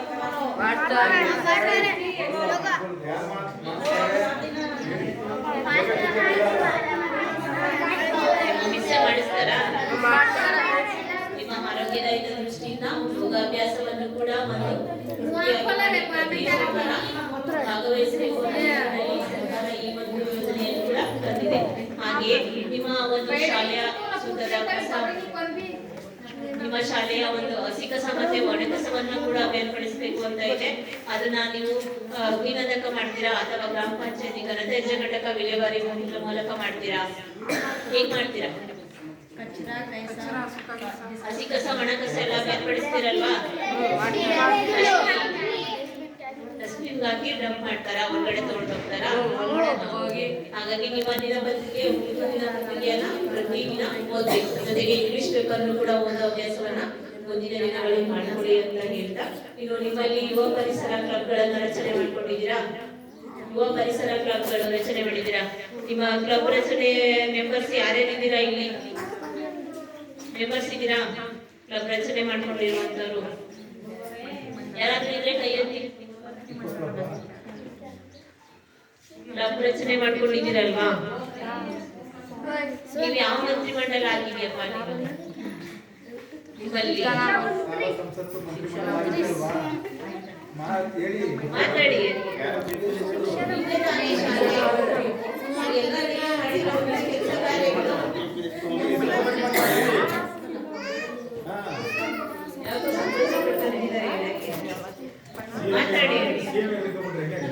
ಅದೇ ಸರ್, ಮುಖ್ಯಮಂತ್ರಿ ಇರ್ತಾರೆ, ಪ್ರಧಾನ ಮಂತ್ರಿ ಇರ್ತಾರೆ, ಪರಿಸರ ಮಂತ್ರಿ ಇರ್ತಾರೆ, ಸ್ವಚ್ಛತಾ ಮಂತ್ರಿ ಇರ್ತಾರೆ, ಎಲ್ಲ ಮಂತ್ರಿಮಂಡಲದಲ್ಲೂ ಪಡೆಯುತ್ತಾರೆ. ಅಂದ್ರೆ ನಮ್ಮ ಭಾಷೆ ಕನ್ನಡ ಭಾಷೆ ಸ್ವಲ್ಪ ಕಷ್ಟ ಆಗ್ತಿದೆ. ಆಯ್ತು, ನಿಮ್ಮ ಮೇಡಮ್ ಎಕ್ಸ್ಪ್ಲೇನ್ ಮಾಡ್ತಾರೆ ನೆಕ್ಸ್ಟ್. ಆಯ್ತಾ? ಹಾಗೆ ನಿಮ್ಮ ಶಿಕ್ಷಕರು ಬರುವಂತಹ ಸಮಯ 9:30ಕ್ಕೆ ಮಾರ್ಗಸೂಚಿ ಪ್ರಕಾರ ಬರಬೇಕು ಅಂತ ಇದೆ. ಹಾಗೆ 4:55ಕ್ಕೆ ಹೋಗ್ಬೇಕು ಅಂತ ಇದೆ. ಪೋಷಕರು ಆ ರೀತಿ ಬರ್ತಾ ಇದ್ದಾರಾ? ನಿಮ್ಮ ಶಾಲೆಗೆ ಓಪನ್ ಆಗ್ತಾ ಇದೆಯಾ? 9:30ಗೆ ಪ್ರೇಯರ್ ಆಗ್ತಿದ್ಯಾ? ಸಮಯ 4:55ಕ್ಕೆ ಎಲ್ಲ ಶಿಕ್ಷಕರು ಹೋಗ್ತಾ ಇದ್ದಾರಾ? ಕೂಡ ಮಾಹಿತಿ ಬೇಕಾಗಿದೆ ಅಂತ ಹೇಳಿ ನಾವು ಎಲ್ಲ ಪೋಷಕ ವರ್ಗದವರನ್ನ ನಾವು ಸಭೆಯಲ್ಲಿ ಕರೆದಿರುವಂತದ್ದು. ತಮ್ಮ ಅನಿಸಿಕೆಗಳನ್ನ ಹೇಳ್ಬೇಕು ಅಂತ ಹೇಳ್ತಾ, ಹಾಗೆ ಕ್ಲಬ್ಗಳನ್ನ ರಚನೆ ಮಾಡಿದ್ದಾರೆ. ಹಾಗೆ ನಿಮ್ಮ ಶಾಲೆಗೆ ಒಂದು ಆರೋಗ್ಯ ಇಲಾಖೆಯಿಂದ ಚೆಕಪ್ ಎಲ್ಲ ಮಾಡ್ತಾರಾ? ಅವಾಗ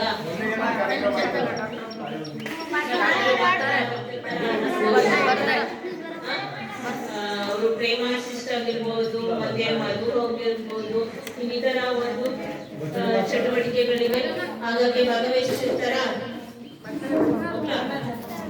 ನಿಮ್ಗೆಲ್ಲ ಜಂತುಗಳು ಮಾತ್ರೆ ಕೊಡ್ತಾರಾ? ಮಾಡಿಸ್ತಿರ್ತಾರ? ಮಾಡಿಸ್ಕೊಂಡಿದ್ದೀರಾ? ಯಾಕಂದ್ರೆ ಯಾವ್ದಾದ್ರು ಒಂದು ಅವರ ಆರೋಗ್ಯದಲ್ಲಿ ಬೆಳವಣಿಗೆಯಲ್ಲಿ ಕುಂಠಿತ ಆಗಿದೆ, ಒಂದು ವಿಟಮಿನ್ ಆಗಿರ್ಬೋದು, ಕ್ಯಾಲ್ಸಿಯಂ ಅಂಶ ಆಗಿರ್ಬೋದು, ಒಂದು ಬ್ಯಾಕ್ ಪೇನ್ ಆಗಿರ್ಬೋದು, ಬೇರೆ ಒಂದು ಮಗುವಿನಲ್ಲಿ ಸಮಸ್ಯೆ ಇದ್ರೆ ಸರ್ಕಾರಿ ಶಾಲೆಗಳಲ್ಲೂ ಕೂಡ ಹಾಗಾಗಿ ಮಕ್ಕಳಿನ ಬಗ್ಗೆ ಚೆಕಪ್ನ ಮಾಡೋದ್ರಿಂದ ಅವರ ಒಂದು ನಿರ್ವಹಣೆ ಆಗುತ್ತೆ.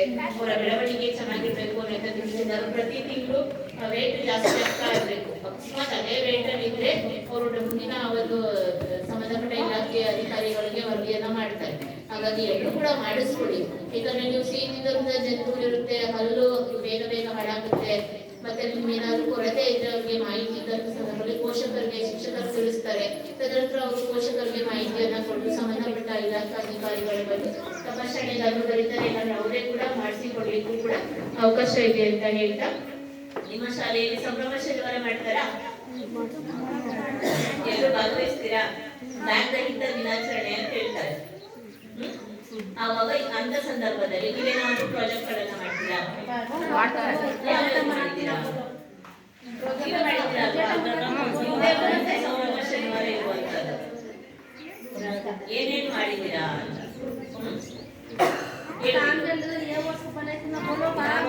ಮಾಡಿದ್ದೀರಲ್ವ ನೀವು?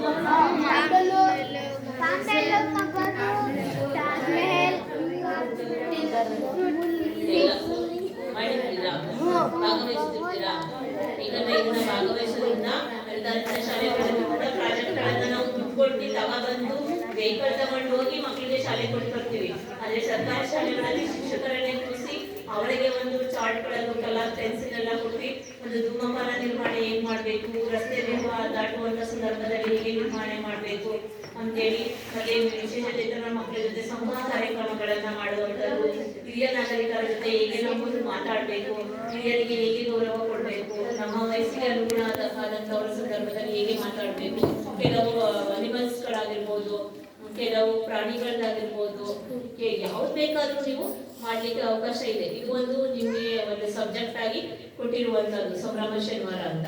ಹಾಗೆ ನಿಮ್ಮ ಶಾಲೆಯಲ್ಲಿ ಪ್ರಥಮ ಚಿಕಿತ್ಸೆ ಪೆಟ್ಟಿಗೆ ನೀವು ಆಟ ಆಡುವಂತ ಸಂದರ್ಭದಲ್ಲಿ ಏನಾದ್ರೂ ಬಿದ್ದು ಗಾಯ ಆದ್ರೆ ಅಥವಾ ನಿಮ್ಗೆ ಏನಾದ್ರೂ ಹೇಳ್ಕೊಳ್ಳಕ್ ಆಗದೆ ಇರುವಂತ ಸಮಸ್ಯೆಗಳು ಹೆಣ್ಮಕ್ಳಲ್ಲಿದೆ, ಈಗ ಅಪ್ಪ ಅಮ್ಮನ ಹತ್ರ ಹೇಳ್ಕೊಳ್ಳೋಂಥದ್ದೆಲ್ಲ ಶಿಕ್ಷಕರು ಹೇಳಿದ್ರೆ ಹೊಡಿತಾರೆ ಅನ್ನೋ ಸಂದರ್ಭದಲ್ಲಿ ಕೂಡ ಸಲಹೆ ಪೆಟ್ಟಿಗೆ ಕುಂದುಕೊರತೆ ಪೆಟ್ಟಿಗೆ ಇರ್ಬೇಕು ಅಂತ ಇದೆ.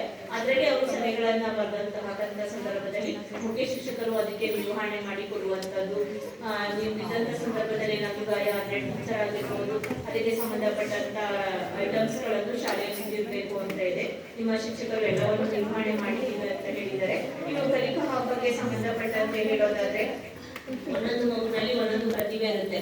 ನೀವು ಕಲಿಕಾ ಹಬ್ಬದಲ್ಲಿ ಭಾಗವಹಿಸ್ತೀರಾ, ಫಂಕ್ಷನ್ ಮಾಡ್ತೀರಲ್ವಾ, ಒಂದೊಂದು ಮಗುವಿನಲ್ಲಿ ಹಾಡು ಕಲಿಯ ಭಾಷೆಯಲ್ಲಿ ಉತ್ತಮವಾಗಿರುತ್ತೆ, ನೃತ್ಯದಲ್ಲಿ ಇರುತ್ತೆ, ಒಂದೊಂದು ಮಗುವಿನಲ್ಲಿ ಡ್ಯಾನ್ಸ್ ಅಲ್ಲಿ ಇರುತ್ತೆ, ಒಂದು ಭರತನಾಟ್ಯ ಇರುತ್ತೆ. ಆ ಮಗುಗಳ ಅನುಗುಣವಾದಂತಹ ಪ್ರತಿಭೆಗಳನ್ನ ನಿರ್ವಹಣೆ ಮಾಡಬೇಕು ಅಂತೇಳಿ ಕಲಿಕಾ ಹಬ್ಬಕ್ಕೆ ಭಾಗವಹಿಸುವಂತದ್ದಿರುತ್ತೆ. ಹಾಗೆ ಇನ್ನು ಹೇಗ್ಪಾಲ ಶ್ರೇಷ್ಠ ಭಾರತ್ ಕ್ಲಬ್ಗಳನ್ನ ರಚನೆ ಮಾಡಬೇಕು. ಆದ್ರೆ ನಿಮ್ಮ ಹಿರಿಯ ಪ್ರಾಥಮಿಕ ಶಾಲೆ ಇರೋದ್ರಿಂದ ಯಾವುದೇ ಕ್ಲಬ್ಗಳನ್ನ ರಚನೆ ಮಾಡಿಲ್ಲ. ವಿದ್ಯಾರ್ಥಿಗಳಲ್ಲಿ ವೈವಿಧ್ಯತೆಯಲ್ಲಿ ಏಕತೆ, ಸಾಂಸ್ಕೃತಿಕ ವಿನಿಮಯ ಮತ್ತು ರಾಷ್ಟ್ರೀಯ ಸಮನ್ವಯ ತತ್ವಗಳನ್ನ ಬೆಳೆಸ್ತಕ್ಕಂಥದ್ದು ಕ್ಲಬ್ಗಳನ್ನ ರಚನೆ ಮಾಡೋದ್ರಿಂದ ಭಾರತದಲ್ಲಿ ಶ್ರೀಮಂತ ಪರಂಪರೆ ಸಂಸ್ಕೃತಿಗಳನ್ನ ಎತ್ತಿಡಿಯುವಂತ ಅವರ ಸ್ನೇಹ ಬಲಪಡಿಸುವಂತ ವೇದಿಕೆಯನ್ನ ಸೃಷ್ಟಿ ಮಾಡ್ಕೊಳ್ಬೇಕು ಏರ್ಪಾರಸ್ಟೇಷನ್ ಕ್ಲಬ್ಗಳಲ್ಲಿ. ಆದ್ರೆ ವಿದ್ಯಾ ಪ್ರಾಥಮಿಕ ಶಾಲೆಯಲ್ಲಿರೋದ್ರಿಂದ ಯಾವುದು ನಿರ್ವಹಣೆ ಆಗಿಲ್ಲ ಅಂತ ಹೇಳ್ತಾ, ಯಾಕಂದ್ರೆ ಮುಂದಿನ ದಿನಗಳಲ್ಲಿ ಹೆಚ್ಚಿನ ಒಂದು ದಾಖಲಾತಿ ನಿರ್ವಹಣೆ ಆದ್ರೆ ಅದು ಉತ್ತಮವಾದ ಒಂದು ಸಲಹೆಗಳನ್ನ ಕೊಡುವಂತ ಇದಾಗಿರುತ್ತೆ ಅಂತ ಹೇಳ್ತಾ, ಹೆಚ್ಚಿನ ಮಾಹಿತಿಗಾಗಿ ನಿಮ್ಮ ಪೋಷಕರು ಮತ್ತೆ ಮಕ್ಕಳು ಕೂಡ ಹೇಳ್ಬೇಕು. ಯಾಕಂದ್ರೆ ಇನ್ನು ಹೇಳಿದ್ರೆ ನಾವು ಕನ್ನಡ ಭಾಷೆಯಲ್ಲಾಗೋದ್ರಿಂದ ಅವರಿಗೆ ಅರ್ಥ ಮಾಡ್ಕೊಳಕ್ ಆಗ್ತಾ ಇಲ್ಲ. ಹಾಗಾಗಿ ನಿಮ್ಮ ಸಭೆ ಅಧ್ಯಕ್ಷತೆಯನ್ನು ವಹಿಸಿರುವಂತ ಹರಿಶಂಕರ್ ಅವರು ಹೆಚ್ಚಿನ ಮಾಹಿತಿಯನ್ನ ಕೊಡ್ತಾರೆ ನಿಮ್ಮ ಭಾಷೆಯಲ್ಲಿ. ಹಾಗೆ ಕೊನೆಯದಾಗಿ ನೀವು ಮಕ್ಕಳಿಗೆ ಏನೇ ಆಸ್ತಿ ಮಾಡದೆ ಇದ್ರೂ ಪರವಾಗಿಲ್ಲ, ಇದೇನೇ ಒಂದು ಆಸ್ತಿಯನ್ನಾಗಿ ಮಾಡಿ ಅಂತ ಹೇಳ್ತಾ ತಂದೆ ತಾಯಿಗಳಿಗೆ ಒಂದು ಅಪ್ಪನ ಮೀರಿಸಿದ ಮಗ ಆಗ್ಬೇಕು ಅಂತ, ಗುರುಗಳನ್ನ ಮೀರಿಸಿದ ಶಿಷ್ಯನಾಗ್ಲಿ ಅಂತ ಹೇಳ್ತಾ, ನೀವು ಒಳ್ಳೆ ನಾಡಿನ ಪ್ರಜೆಗಳಾಗಿ ಅಂತ ಹೇಳ್ತಾ, ವೇದಿಕೆಯಲ್ಲಿ ಆಸೀನರಾಗಿರುವ ಎಲ್ಲ ಗೌರವಿತ ವ್ಯಕ್ತಿಯವರಿಗೂ ಹಾಗೂ ನಮ್ಮ ಪೋಷಕ ವರ್ಗದವರಿಗೂ, ಸಮುದಾಯದವರಿಗೂ ಹಾಗೂ ನಮ್ಮ ನೆಚ್ಚಿನ ಮುದ್ದು ಮಕ್ಕಳಿಗೂ ನಮ್ಮ ಸಾಮಾಜಿಕ ಪರಿಶೋಧನಾ ನಿರ್ದೇಶನಾಲಯದ ಪರವಾಗಿ ಎಲ್ಲರಿಗೂ ಹೃದಯದ ಧನ್ಯವಾದ.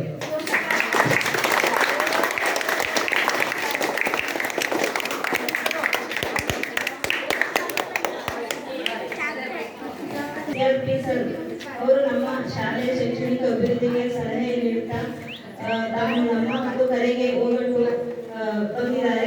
ಅವರು ಕೂಡ ನಮ್ಮ ಪರವಾಗಿ ಹಾಗೂ ಶಾಲಾ ಪರವಾಗಿ ಒಂದು ಸ್ವಾಗತವನ್ನು ಕೋರುತ್ತಿದ್ದೇನೆ. ಹಾಗೆಯೇ ಜಫುಲ್ಲಾ ಸರ್ ಅವರು ಕೂಡ ಈ ಒಂದು ಕಾರ್ಯಕ್ರಮಕ್ಕೆ ಆಗಮಿಸಿದ್ದಾರೆ. ಅವರು ಕೂಡ ನನ್ನ ಪರವಾಗಿ ಹಾಗೂ ಶಾಲಾ ಪರವಾಗಿ ಸ್ವಾಗತವನ್ನು ಕೋರುತ್ತಿದ್ದೇನೆ.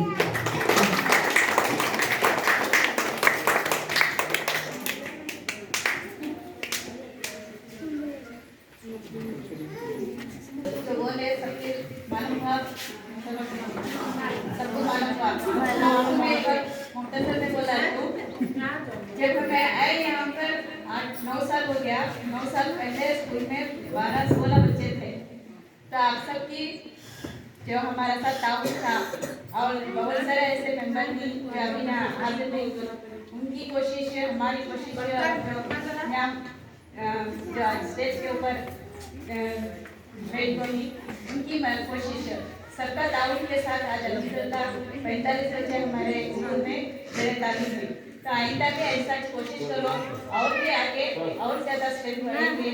सबको एक छोटी बात बोलती हूँ, और जो भी अनुदान हुकूमत की तरफ से हम दे उसका हम सही से इस्तेमाल करें, और जो भी सहूलत ना बच्चा को पहुँचा, किताबें होंगे, सॉक्स होंगे, यूनिफॉर्म होंगे, हर एक चीज़ भी ना सही वक्त पर पहुँचा। तो ऐसा आगे भी हमारे साथ ताउन किया।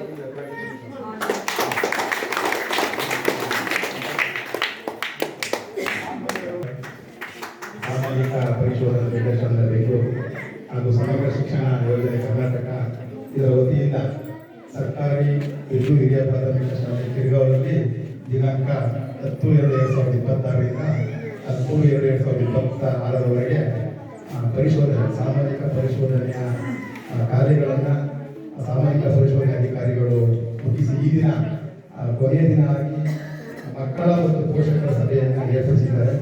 ಈ ಸಭೆಯ ಅಧ್ಯಕ್ಷತೆಯನ್ನು ವಹಿಸಿರುವಂತಹ ನಮ್ಮ ಕಿರ್ಗಾವೂರು ಗ್ರಾಮ ಪಂಚಾಯಿತಿಯ ಅಭಿವೃದ್ಧಿ ಅಧಿಕಾರಿಗಳಾದಂಥ ಶ್ರೀಯುತ ಹರಿಶಂಕರ್ ಸರ್ ಅವರೇ ಹಾಗೂ ಸಾಮಾಜಿಕ ಪರಿಶೋಧನೆಯ ಅಧಿಕಾರಿ ವರ್ಗದವರೇ ಹಾಗೂ ಸಮುದಾಯದ ಧರ್ಮಗುರುಗಳು ಹಾಗೂ ವೇದಿಕೆ ಮೇಲಿರುವಂತಹ ಎಲ್ಲ ಗೌರವಾನ್ವಿತರೆ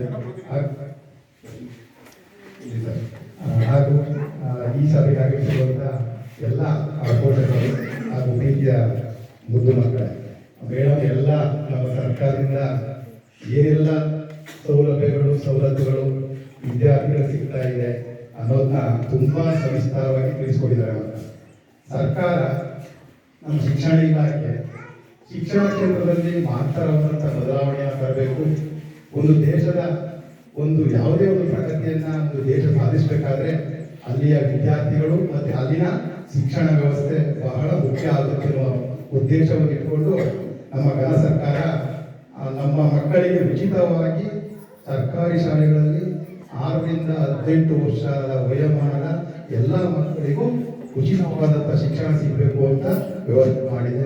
ಅದೇ ರೀತಿ ಮಕ್ಕಳಿಗೆ ಬೇಕಾಗುವಂತ ಪೋಷಕಾಂಶಗಳ ಕೊರತೆಗಳನ್ನ ನಿವಾರಣೆ ಮಾಡಬೇಕು ದೃಷ್ಟಿಕೋನ ಇಟ್ಕೊಂಡು 2003ರಲ್ಲೇ ಮಧ್ಯಾಹ್ನದ ಬಿಸಿ ಊಟ ಯೋಜನೆಯನ್ನು ಪ್ರಾರಂಭ ಮಾಡಿದ್ರು.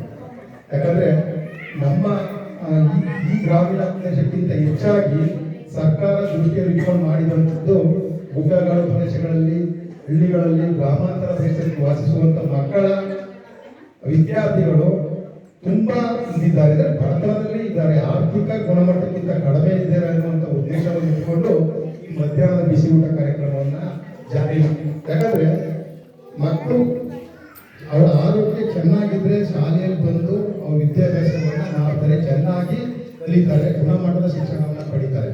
ಆರೋಗ್ಯವನ್ನೇ ಚೆನ್ನಾಗಿಲ್ಲ, ಅವರು ದೈಹಿಕವಾಗಿ ಬಲರಾಗಿಲ್ಲ, ಸ್ವಾಸ್ಥ್ಯರಾಗಿಲ್ಲ ಅಂತಂದ್ರೆ ಅವ್ರ ಕಲಿಲಿಕ್ಕೆ ಸಾಧ್ಯ ಇಲ್ಲ ಅನ್ನೋ ದೃಷ್ಟಿಕೋನ ಇಟ್ಕೊಂಡು ಮಾಡಿದಂಥದ್ದು ಯೋಜನೆ ಬಹಳ ಯಶಸ್ವಿಯಾಗಿ ನಡೀತಾ ಇದೆ. ಅದೇ ರೀತಿ ಬೆಳಗಿನ ಜಾವ ಮಕ್ಕಳಿಗೆ ಕ್ಷೀರಭಾಗ್ಯ ಯೋಜನೆಯನ್ನ ಮುಖಾಂತರ ನಾವು ಮಕ್ಕಳಿಗೆ ಹಾಲು ಕೊಡ್ತಾ ಇದ್ದೀವಿ. ಅದೇ ರೀತಿ ಮಧ್ಯಾಹ್ನ ಬಿಸಿ ಊಟ ಕೊಡ್ತಾ ಇದ್ದೀವಿ.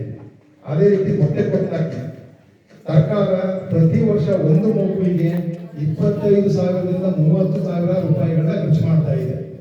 ಒಂದು ಮಗುವಿಗೆ ಪ್ರತಿ ವರ್ಷ 25,000ರಿಂದ 30,000 ಖರ್ಚು ಮಾಡ್ತಾ ಇದೆ. ಪ್ರತಿ ಎಲ್ಲ ನಮ್ಮ ಸರ್ಕಾರಿ ಶಾಲೆಗಳಲ್ಲಿ ಓದುವಂತ ಎಲ್ಲಾ ಮಕ್ಕಳಿಗೂ ಫ್ರೀ ಉಚಿತವಾದಂತ ಶಿಕ್ಷಣ ಕೊಡ್ತಾ ಇದ್ದೀವಿ. 1 ರೂಪಾಯಿ ನಿಮ್ಮ ಹತ್ರ ಫೀಸ್ ಡೊನೇಷನ್ ತಗೊಳ್ತಾ ಇಲ್ಲ. ಖಾಸಗಿ ಶಾಲೆಗೆ ನಾವು ಯಾವುದೋ ತಗೊಳ್ತಾ ಇಲ್ಲ. ಉಚಿತವಾಗಿ ಸಮವಸ್ತ್ರ ಕೊಡ್ತಾ ಇದ್ದೀವಿ, ಉಚಿತವಾಗಿ ಶೂ ಕೊಡ್ತಾ ಇದ್ದೀವಿ, ಪಠ್ಯ ಪುಸ್ತಕ ಕೊಡ್ತಾ ಇದ್ದೀವಿ, ಬರೆಯುವಂತ ಲೇಖನಿಗಳನ್ನ ದಾನಿಗಳು ಕೊಡ್ತಾ ಇದ್ದಾರೆ. ಮತ್ತೆ ಎಲ್ಲಾ ರೀತಿಯ ಕಲಿಕಾ ಚಟುವಟಿಕೆಗಳನ್ನ ಉಂಟು ಮಾಡಲಿಕ್ಕೆ ಮಕ್ಕಳಿಗೆ ನಾವು ಪ್ರತಿಭಾ ಕಾಳಜಿ ಮಾಡಿದ್ವು. ಮತ್ತೆ ಇದೇ ಶಾಲೆಯಲ್ಲಿ ಮೇಡಮ್ ಕಲಿಕಾ ಹಬ್ಬ ಮಾಡಿದ್ವಿ, ಅದೊಂದು ತುಂಬಾ ಚೆನ್ನಾಗಾಯಿತು.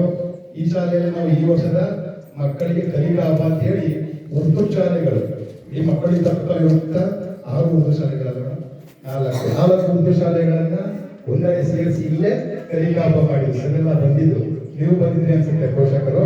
ಅಂದ್ರೆ ನಿಮ್ಮ ಮಕ್ಕಳ ಕಲಿಕೆ ಗುಣಮಟ್ಟವನ್ನ ಉತ್ತೇಜನ ಮಾಡಬೇಕು. ಆ ಮಕ್ಕಳ ಕಲಿಕೆ ಹೇಗಾಗಿದೆ ಅಂತ ನಾವು ತಿಳ್ಕೋಬೇಕು. ಮಕ್ಕಳು ಏನನ್ನ ಕಲ್ತಿದ್ದಾರೆ ಅಂತ ಪ್ರದರ್ಶನವನ್ನ ಮಾಡಿದ್ರು, ತುಂಬಾ ಚೆನ್ನಾಗಿತ್ತು ಅವರು. ಅಂತದ್ದೆಲ್ಲ ನೀವು ಬಂದು ನಿಮ್ಮ ಮಕ್ಕಳ ಕಲಿಕೆಯನ್ನು ಅವಾಗವಾಗ ಬಂದು ಶಾಲೆಯಲ್ಲಿ ನೀವು ಗಮನಿಸಬೇಕು, ಏನ್ ಮಾಡ್ತಾ ಇದ್ದಾರೆ. ಶಿಕ್ಷಕರು ಕಲಿಸ್ತಾ ಇದ್ದಾರೆ, ಶಿಕ್ಷಕರು ಬಂದು ಕಲಿಸ್ತಾ ಇರ್ತಾರೆ. ಜೊತೆಗೆ ನಿಮ್ಮ ಪ್ರಯತ್ನಗಳು ಬಹಳ ಅಗತ್ಯ ಆಗಿರುತ್ತೆ ಮಕ್ಕಳು. ಯಾಕಂದ್ರೆ 4 ವರ್ಷ ನಂತರ ಆ ಮಗು ನಿಮ್ಮಲ್ಲಿ ಸಿಗುತ್ತೆ. ಮಗುವಿನ ಏನು ವರ್ತನೆ ಇದೆ, ಅವ್ನು ಏನ್ ಮಾಡ್ತಾ ಇದ್ದಾನೆ, ಏನ್ ಕಲಿತಾ ಇದ್ದಾನೆ ಅಂತ ನೀವು ಗಮನಿಸಿ ಚಿಕ್ಕಂದ್ರೆ ತಿದ್ದಬೇಕು. ಅವ್ರಿಗೆ ಕೈ ಜೋಡಿಸಿ. ಮೇಡಮ್ ಹೇಳಿದ ಸುಮಾರು 5-6 ವರ್ಷಗಳಿಂದ ಈ ಶಾಲೆಯಲ್ಲಿ ಬರೀ 9 ಮಕ್ಕಳಿದ್ರು. ನಿಮ್ಗೆಲ್ಲ ಗೊತ್ತಿರ್ಬೇಕು, ಬರೀ 2 ಟೀಚರ್ ಇದ್ದಿದ್ದು, ಉದಾ ಮೇಡಮ್ ಅಥವಾ ದೇವ ಮೇಡಮ್. ಆಗ ನಾನು ಸಿಆರ್ಟಿ ಆಗಿಲ್ಲ. 9 ಮಕ್ಕಳಿರುವಂತ ಶಾಲೆನ ಇವತ್ತು 47 ಮಕ್ಕಳು ಮಾಡಿದ್ದಾರೆ. ಅಂದ್ರೆ ನಿಮ್ಮೆಲ್ಲರ ಸಹಕಾರ ಮತ್ತೆ ನಮ್ಮ ಸರ್ಕಾರಿ ಯೋಜನೆ ತುಂಬಾ ಇದೆ. ಸುಮ್ಮನೆ 9 ಮಕ್ಕಳಿರುವಂತ ಶಾಲೆ ಇರುವಂತ ಮಕ್ಕಳನ್ನ 47 97 ಮಕ್ಕಳು ಮಾಡ್ಲಿಕ್ಕೆ ತುಂಬಾ ಕಷ್ಟ. ಆಕ್ಚುಲಿ ಇಷ್ಟೊತ್ತಿಗೆ ಶಾಲೆ ಮುಚ್ಚೋಗ್ಬೇಕಿತ್ತು. 9 ಮಕ್ಕಳು ಇದ್ದಿದ್ರೆ ಬೇರೆ ಕಡೆ ಎಲ್ಲ ಶಾಲೆಗಳು ಮುಚ್ಚೋಗಿದೆ. ನಿಮಗೆ ಗೊತ್ತು, ಉರ್ದು ಶಾಲೆ ಎಲ್ಲಾ ಕಡೆ ಮುಚ್ಚೋಗಿದೆ. ಬೆಳಗೋಡಿ ಇತ್ತು ಉರ್ದು ಶಾಲೆ ಮುಚ್ಚೋಗಿದೆ, ದಲ್ಗೂರು ಇತ್ತು ಮುಚ್ಚೋಗಿದೆ, ಅಲ್ಗೂರು ಒಂದಿದೆ ಅನ್ಸುತ್ತೆ ಮೇಡಮ್, ಅಲ್ಗೂರು ಮುಚ್ಚೋಗಿದೆ. ಈಗಿರೋದು ನಮ್ಮ ಕ್ರೀಡಾ ಶಿಕ್ಷಕರ ವೃಂದದವರು ಒಂದು ದೊಡ್ಡ ಅಭಿನಂದನೆಗಳು ಇಲಾಖಾ ಪರವಾಗಿ. ಯಾಕಂದ್ರೆ ಇಷ್ಟೊಂದು ದೊಡ್ಡ ಶ್ರೇಣಿಯನ್ನು ಉಳಿಸಬೇಕಾದ್ರೆ, ಯಾಕಂದ್ರೆ ಈಗ ನಮ್ಮ ಕನ್ನಡ ಶಾಲೆ ಇದೆ ದೂರಲ್ಲಿ, ಅದು 45 ಮಕ್ಕಳು ಇರೋದು 1ರಿಂದ 7. ಮತ್ತೆ ರಾಮಂದ್ರ ಶಾಲೆ ಇದೆ, ಅದು ಸರ್ಕಾರಿ ಪ್ರಾಥಮಿಕ ಶಾಲೆ, ಅದು 45 ಮಕ್ಕಳು. ನೋಡಿ, ಕನ್ನಡ ಶಾಲೆಯಲ್ಲಿ ಆ ಸಂಖ್ಯಾ ವಿದ್ಯಾರ್ಥಿಗಳ ಸಂಖ್ಯೆ ಮಟ್ಟಿರುವಾಗ ಇಲ್ಲಿರುವಂತಹ ಉರ್ದು ಶಾಲೆಯಲ್ಲಿ 47 ಮಕ್ಕಳಿದ್ದಾರೆ ಅಂತಂದ್ರೆ ಆ ಶಿಕ್ಷಕರ ಒಂದು ಪ್ರಯತ್ನ, ನಿಮ್ಮೆಲ್ಲರ ಸಹಕಾರ, ಗುರುಗಳ ಸಹಕಾರ, ಸಮುದಾಯದ ದೊಡ್ಡ ಸಹಕಾರ. ಆದ್ರಿಂದ ಈ ಮಕ್ಕಳನ್ನ ನಾವು ಈ ಶಾಲೆಯಲ್ಲಿ ಉಳಿಸ್ಕೊಳ್ಳಿಕ್ಕೆ ಸಾರ್ಥಕ ಆಗಿದೆ, ಇದು ಸಾಕಾಗಿದೆ, ಇಲ್ಲಾಂದ್ರೆ ಆಗ್ತಾ ಇರಲಿಲ್ಲ. ಹಾಗಾಗಿ ಮತ್ತೊಮ್ಮೆ ನಮಗೆ ಇಲಾಖೆಯಿಂದ ಅವ್ರಿಗೆ ಅಭಿನಂದನೆಗಳನ್ನ ಸಲ್ಲಿಸ್ತೀನಿ ಎಲ್ಲ ಶಿಕ್ಷಕರ ವೃಂದದವರಿಗೂ. ನೀವು ಹಾಗೆ ನಿಮ್ಮ ಮಕ್ಕಳನ್ನ ಆದಷ್ಟು ಸರ್ಕಾರಿ ಶಾಲೆಗಳಿಗೆ ಸೇರಿಸಿ. ಮೇಡಮ್ ತುಂಬಾ ಇದೆ ಇಲಾಖೆ ಪರವಾಗಿ, ಇಲಾಖೆ ಕಾರ್ಯಕ್ರಮಗಳು ಎಲ್ಲ ಬಂದಂತೆ ಎಲ್ಲ ಮಾಡ್ತಾ ಇದ್ದೀವಿ. ಸಂಭ್ರಮ ಶನಿವಾರ ಮಾಡ್ತಾ ಇದ್ದೀವಿ, ಮತ್ತೆ ಬ್ಯಾಕ್ಲೆಸ್ ಡೇ ಮಾಡ್ತಾ ಇದ್ದೀವಿ, ಕಾರ್ಯಕ್ರಮಗಳಿಗೆ ಪ್ರಾಜೆಕ್ಟ್ ಮಾಡ್ತಾ ಇದ್ದೀವಿ. ಎಲ್ಲ ಸೈನ್ಸ್ ಪಾಠ ಆದ್ರೆ ಸೈನ್ಸ್ ಪಾಠ ಬರ್ತದೆ. ನಾವೇನು ಪಾಠ ಮಾಡಾಗಿಲ್ಲ, ಬುಕ್ಕಲ್ಲಿ ಏನಿದೆ ಎಲ್ಲ ಕಂಟೆಂಟ್ ಅನ್ನ, ಎಲ್ಲ ಪಠ್ಯಕ್ರಮವನ್ನ ಅಲ್ಲಿ ಅಳವಡಿಸಿದ್ದಾರೆ. ನಾವು ಮಕ್ಕಳಿಗೆ ನಮ್ಮ ಶ್ರಮ ಕಡಿಮೆ ಮಾಡಿಕೊಂಡು ಅದರಲ್ಲಿ ಬರುವಂತ ದೃಶ್ಯ ಮಾಧ್ಯಮದ ಮೂಲಕ ನೋಡ್ತಾ ಇದ್ರೆ, ಯಾವ್ದೊಂದು ಪ್ರಯೋಗ ಮಾಡ್ತಾ ಇದ್ರೆ ನಾವು ಪ್ರಯೋಗ ಮಾಡಿದ್ರೆ ಅಷ್ಟೊಂದು ಎಫೆಕ್ಟಿವ್ ಆಗಿ ಬರಲ್ಲ. ಆದ್ರೆ ಅಲ್ಲಿ ಮಾಡುವಾಗ ಏನಾಗ್ತದೆ, ಮಕ್ಕಳ ಆಸಕ್ತಿ ಕೇಂದ್ರೀಕರಣ ಆಗಿ ಮಕ್ಕಳ ಆಸಕ್ತಿ ಮತ್ತೆ ಕಲಿಕೆ ಚೆನ್ನಾಗಾಗುತ್ತೆ. ಅದೆಲ್ಲವನ್ನ ಮಾಡಿದ್ದಾರೆ. ನೋಡಿ, ರಿಸೀವ್ ಕೇಂದ್ರವನ್ನ ಆದರ್ಶ ಶಾಲೆ ಇಟ್ಟಿದ್ದಾರೆ ಮಳವಳ್ಳಿಯಲ್ಲಿ.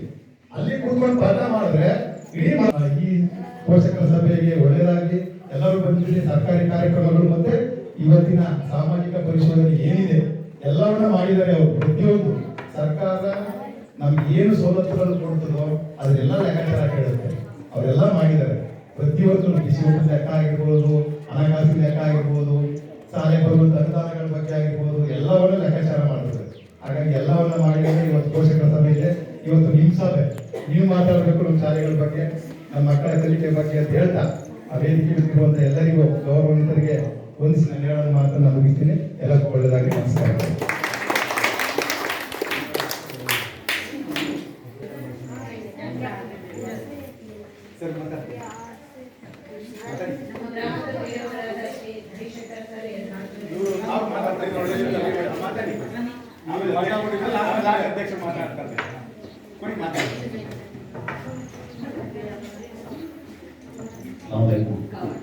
सभी एक बार सभी ताली बजाओ।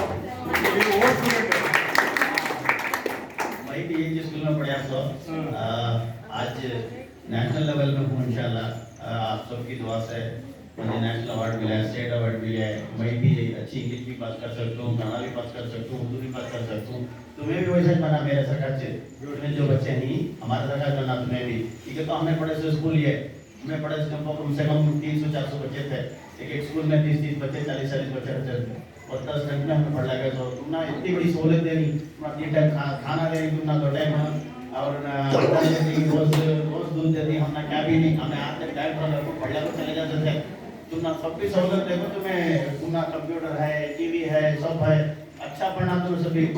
वैसा क्या भी तुम ना तकलीफ है करो बोले तो बोलो, मैं इंशाल्लाह कोशिश करता हूँ शाम का टाइम तुम ना ट्यूशन लेने की यहाँ से वही चाहो तुम ना होना तो ट्यूशन लेने का कोशिश करता हूँ इंशाल्लाह।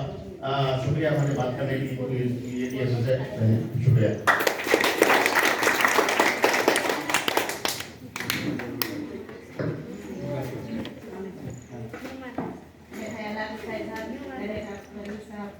स्कूल की तरफ से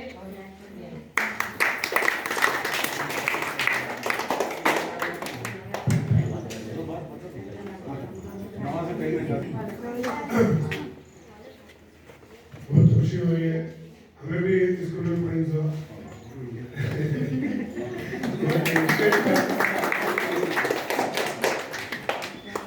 तुम्हारा काम आइंदा क्या है, तो तुम्हें भी आइंदा दूसरे बच्चों को भी लाओ एडमिशन कराना।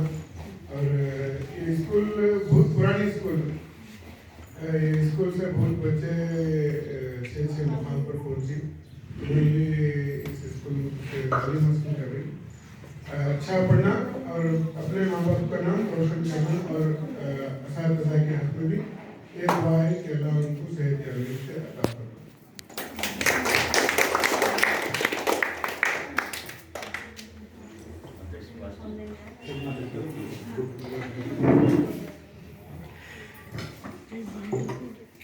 ಎಲ್ಲರಿಗೂ ನಮಸ್ಕಾರ सभी खुश है पहले आप लोग बोलो बच्चे तो ठीक है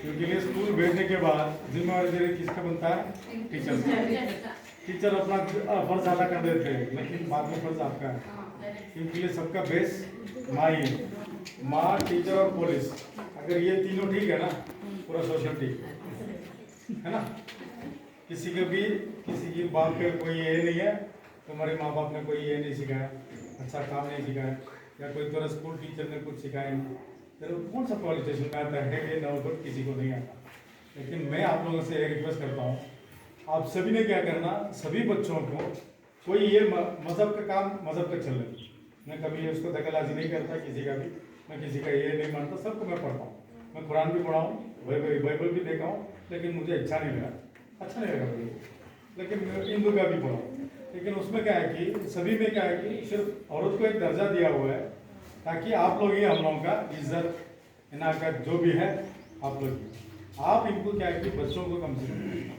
सिखाना ज़रूरी है सिखाना जायजा इसका है ये कि इसको ये स्कूल आप लोग को एक विरासत में मिला हुआ है क्योंकि हमारे पास गनी साहब है और इधर मौलाना साहब भी है दूसरा अपना जाफरा भाई है उनका क्या है कि सभी ने इसका थोड़ा बहुत मरम्मत नहीं किया था जब मैं आया था जब मैं इंस्पेक्शन के लिए आया था सिर्फ ऐसी नॉर्मल के लिए बातचीत करने के लिए आया था थोड़ा बहुत साफ सफाई के लिए आया था आने के बाद मैडम ने भी उन्होंने इनिशिएट लिया फिर भाई लोगों ने इन्होंने और मौलाना साहब ने सारे ने मिल करके कुछ मकाम पे है अभी फिलहाल अभी एडमिशन के लिए आप लोग ज़्यादा क्यों करो ताकि आप लोग को स्मार्ट क्लास के लिए मिलेगा स्मार्ट क्लास भी मिल जाएगा आप लोग को और दूसरा क्या है कि जैसे बच्चे ज़्यादा हो जाएंगे फैकल्टीज भी ज़्यादा आ जाएंगे आने के बाद हमारा पास ऐसे नहीं होना चाहिए ताकि उर्दू स्कूल का नामो निशान नहीं निशान आपने रखना है कि उनके लिए विरासत में अभी तक बचा हुआ है किरगांव क्लस्टर के अंदर sir taluka cluster Urdu school नालके ಅದು ಮಳವಳ್ಳಿ चार ही बचा हुआ तो सोचो ಎಲ್ಲ ಮುಚ್ಚೋಗಿದೆ अभी हम लोगों ने हमारा पास इतना औकात है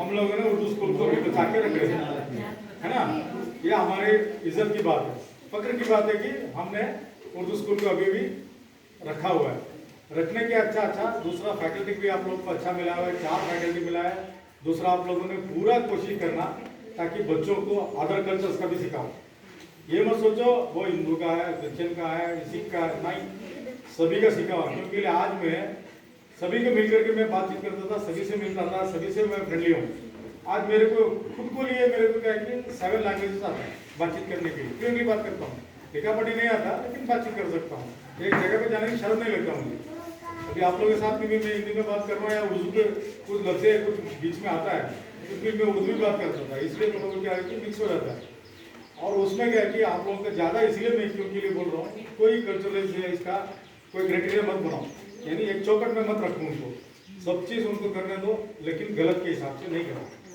गलत के लिए आप लोगों ने क्योंकि आप ही लोग टीचर्स है माँ ही बस सबसे बड़ा टीचर होता है घर के अंदर बाद में टीचर का काम होता ही है वो अगर वो पीटेंगे नहीं आप लोग पीटेंगे नहीं तो हम लोग सुधरेंगे है ना एक जगह चौराहे पे खड़ा होकर के एक लड़की को भी हम लोग छेड़ते तो हम लोग को कम से कम 100 बार सोचना चाहिए वैसी उनको अकल दो ताकि मैं आप लोगों से रिक्वेस्ट करता हूँ और दूसरा क्या है कि इस स्कूल के बारे में मैं बोलना चाहते तो अभी हमारा पास जितने भी एसेट है अभी गनी भाई को पूछो तो पूरा नेशनल लेवल पे चल रहे हैं इधर इनको तो एक बार पूछ लिया भाई साहब ने सुबह आकर के खड़ा होकर के 8 बजे खड़ा होकर के शाम को 7 बजे जाता है 8-9 बजे भी बजा हुआ है लेकिन काम मकाम पे करके जाता है मेरे बोलने के लिए क्या जरूरत नहीं पड़ता था भाई साहब वो काम होना है नहीं होना खुद अपडेट देता है भाई यहाँ पे आधा रह गया कल बिल की जेसीबी भेज देना वो क्लीन कर तो कितना साल हो गया वो क्लीन करके मोरी को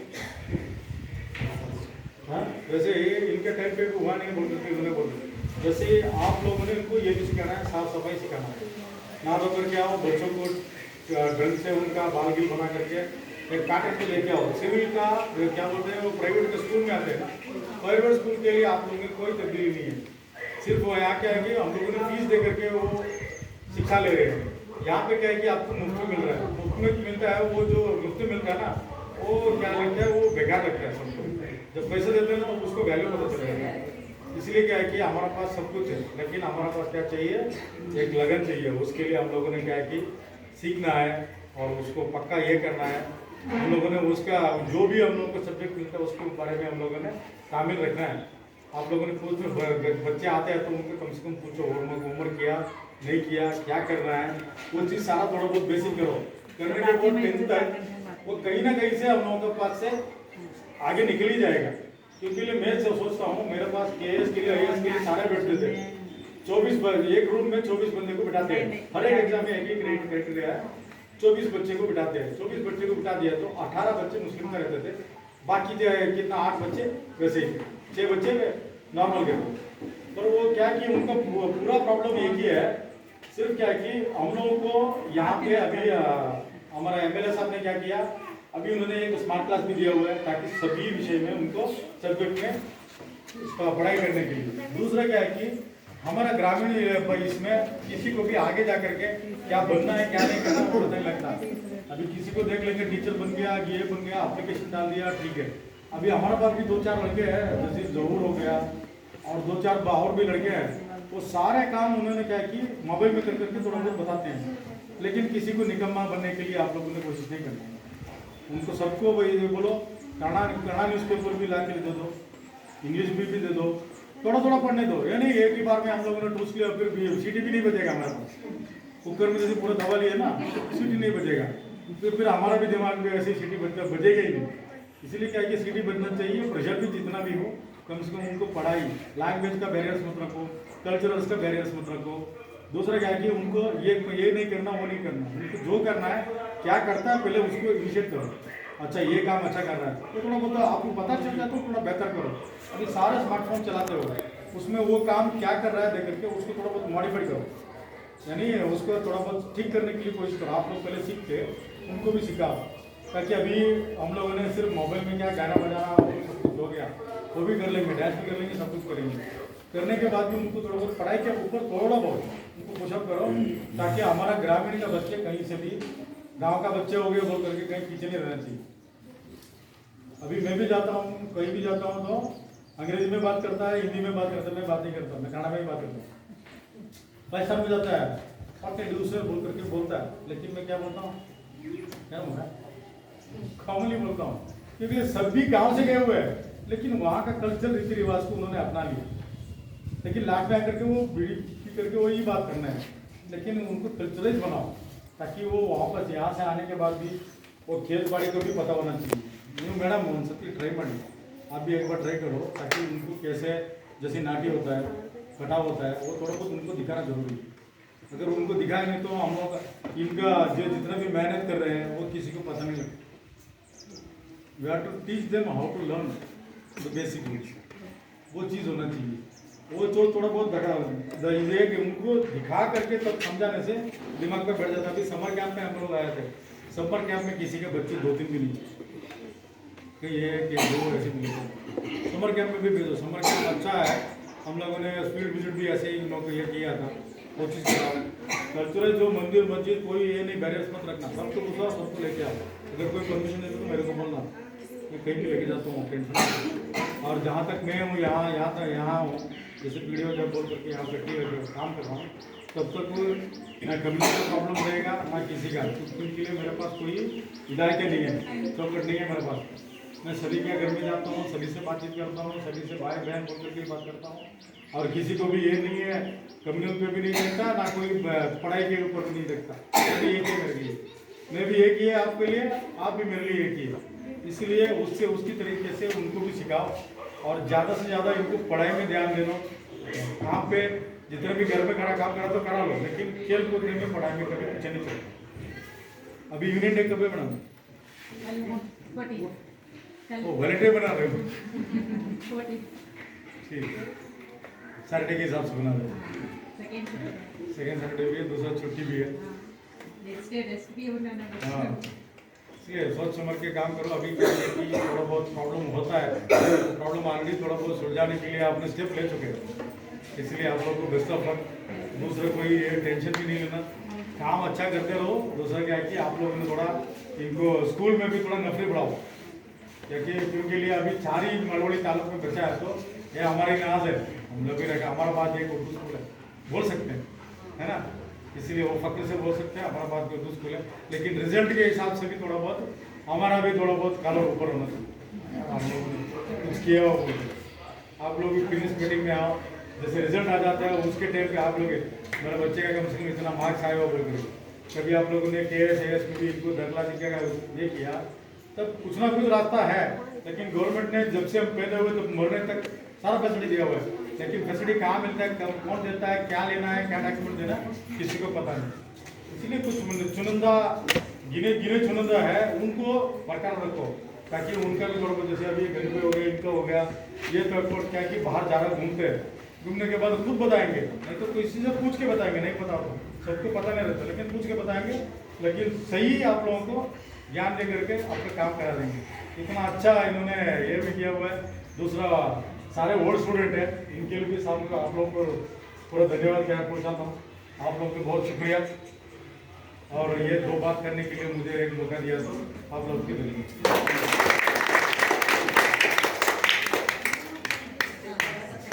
ಎಲ್ಲ ಗಣ್ಯರಿಗೆ ಇವತ್ತು ಪೋಷಕರ ಸಭೆ ಇಷ್ಟು ಯಶಸ್ವಿಯಾಗಿ ನಡೆಸಿಕೊಟ್ಟಿರುವುದಕ್ಕೆ ನಮ್ಮ ಕಡೆಯಿಂದ, ಶಾಲಾ ಕಡೆಯಿಂದ, ಪೋಷಕರ ಕಡೆಯಿಂದ ತುಂಬ ಧನ್ಯವಾದಗಳು. ಹಾಗೂ ನೀವೆಲ್ಲರೂ ಸರಿಯಾಗಿ ಇಷ್ಟೊಂದು ತಾಳ್ಮೆಯಿಂದ ಕೂತು ಎಲ್ಲ ಮಾತುಗಳನ್ನು ಕೇಳಿದ್ದೀರಾ, ತುಂಬ ಧನ್ಯವಾದಗಳು. ಹಾಗೂ ಮಕ್ಕಳು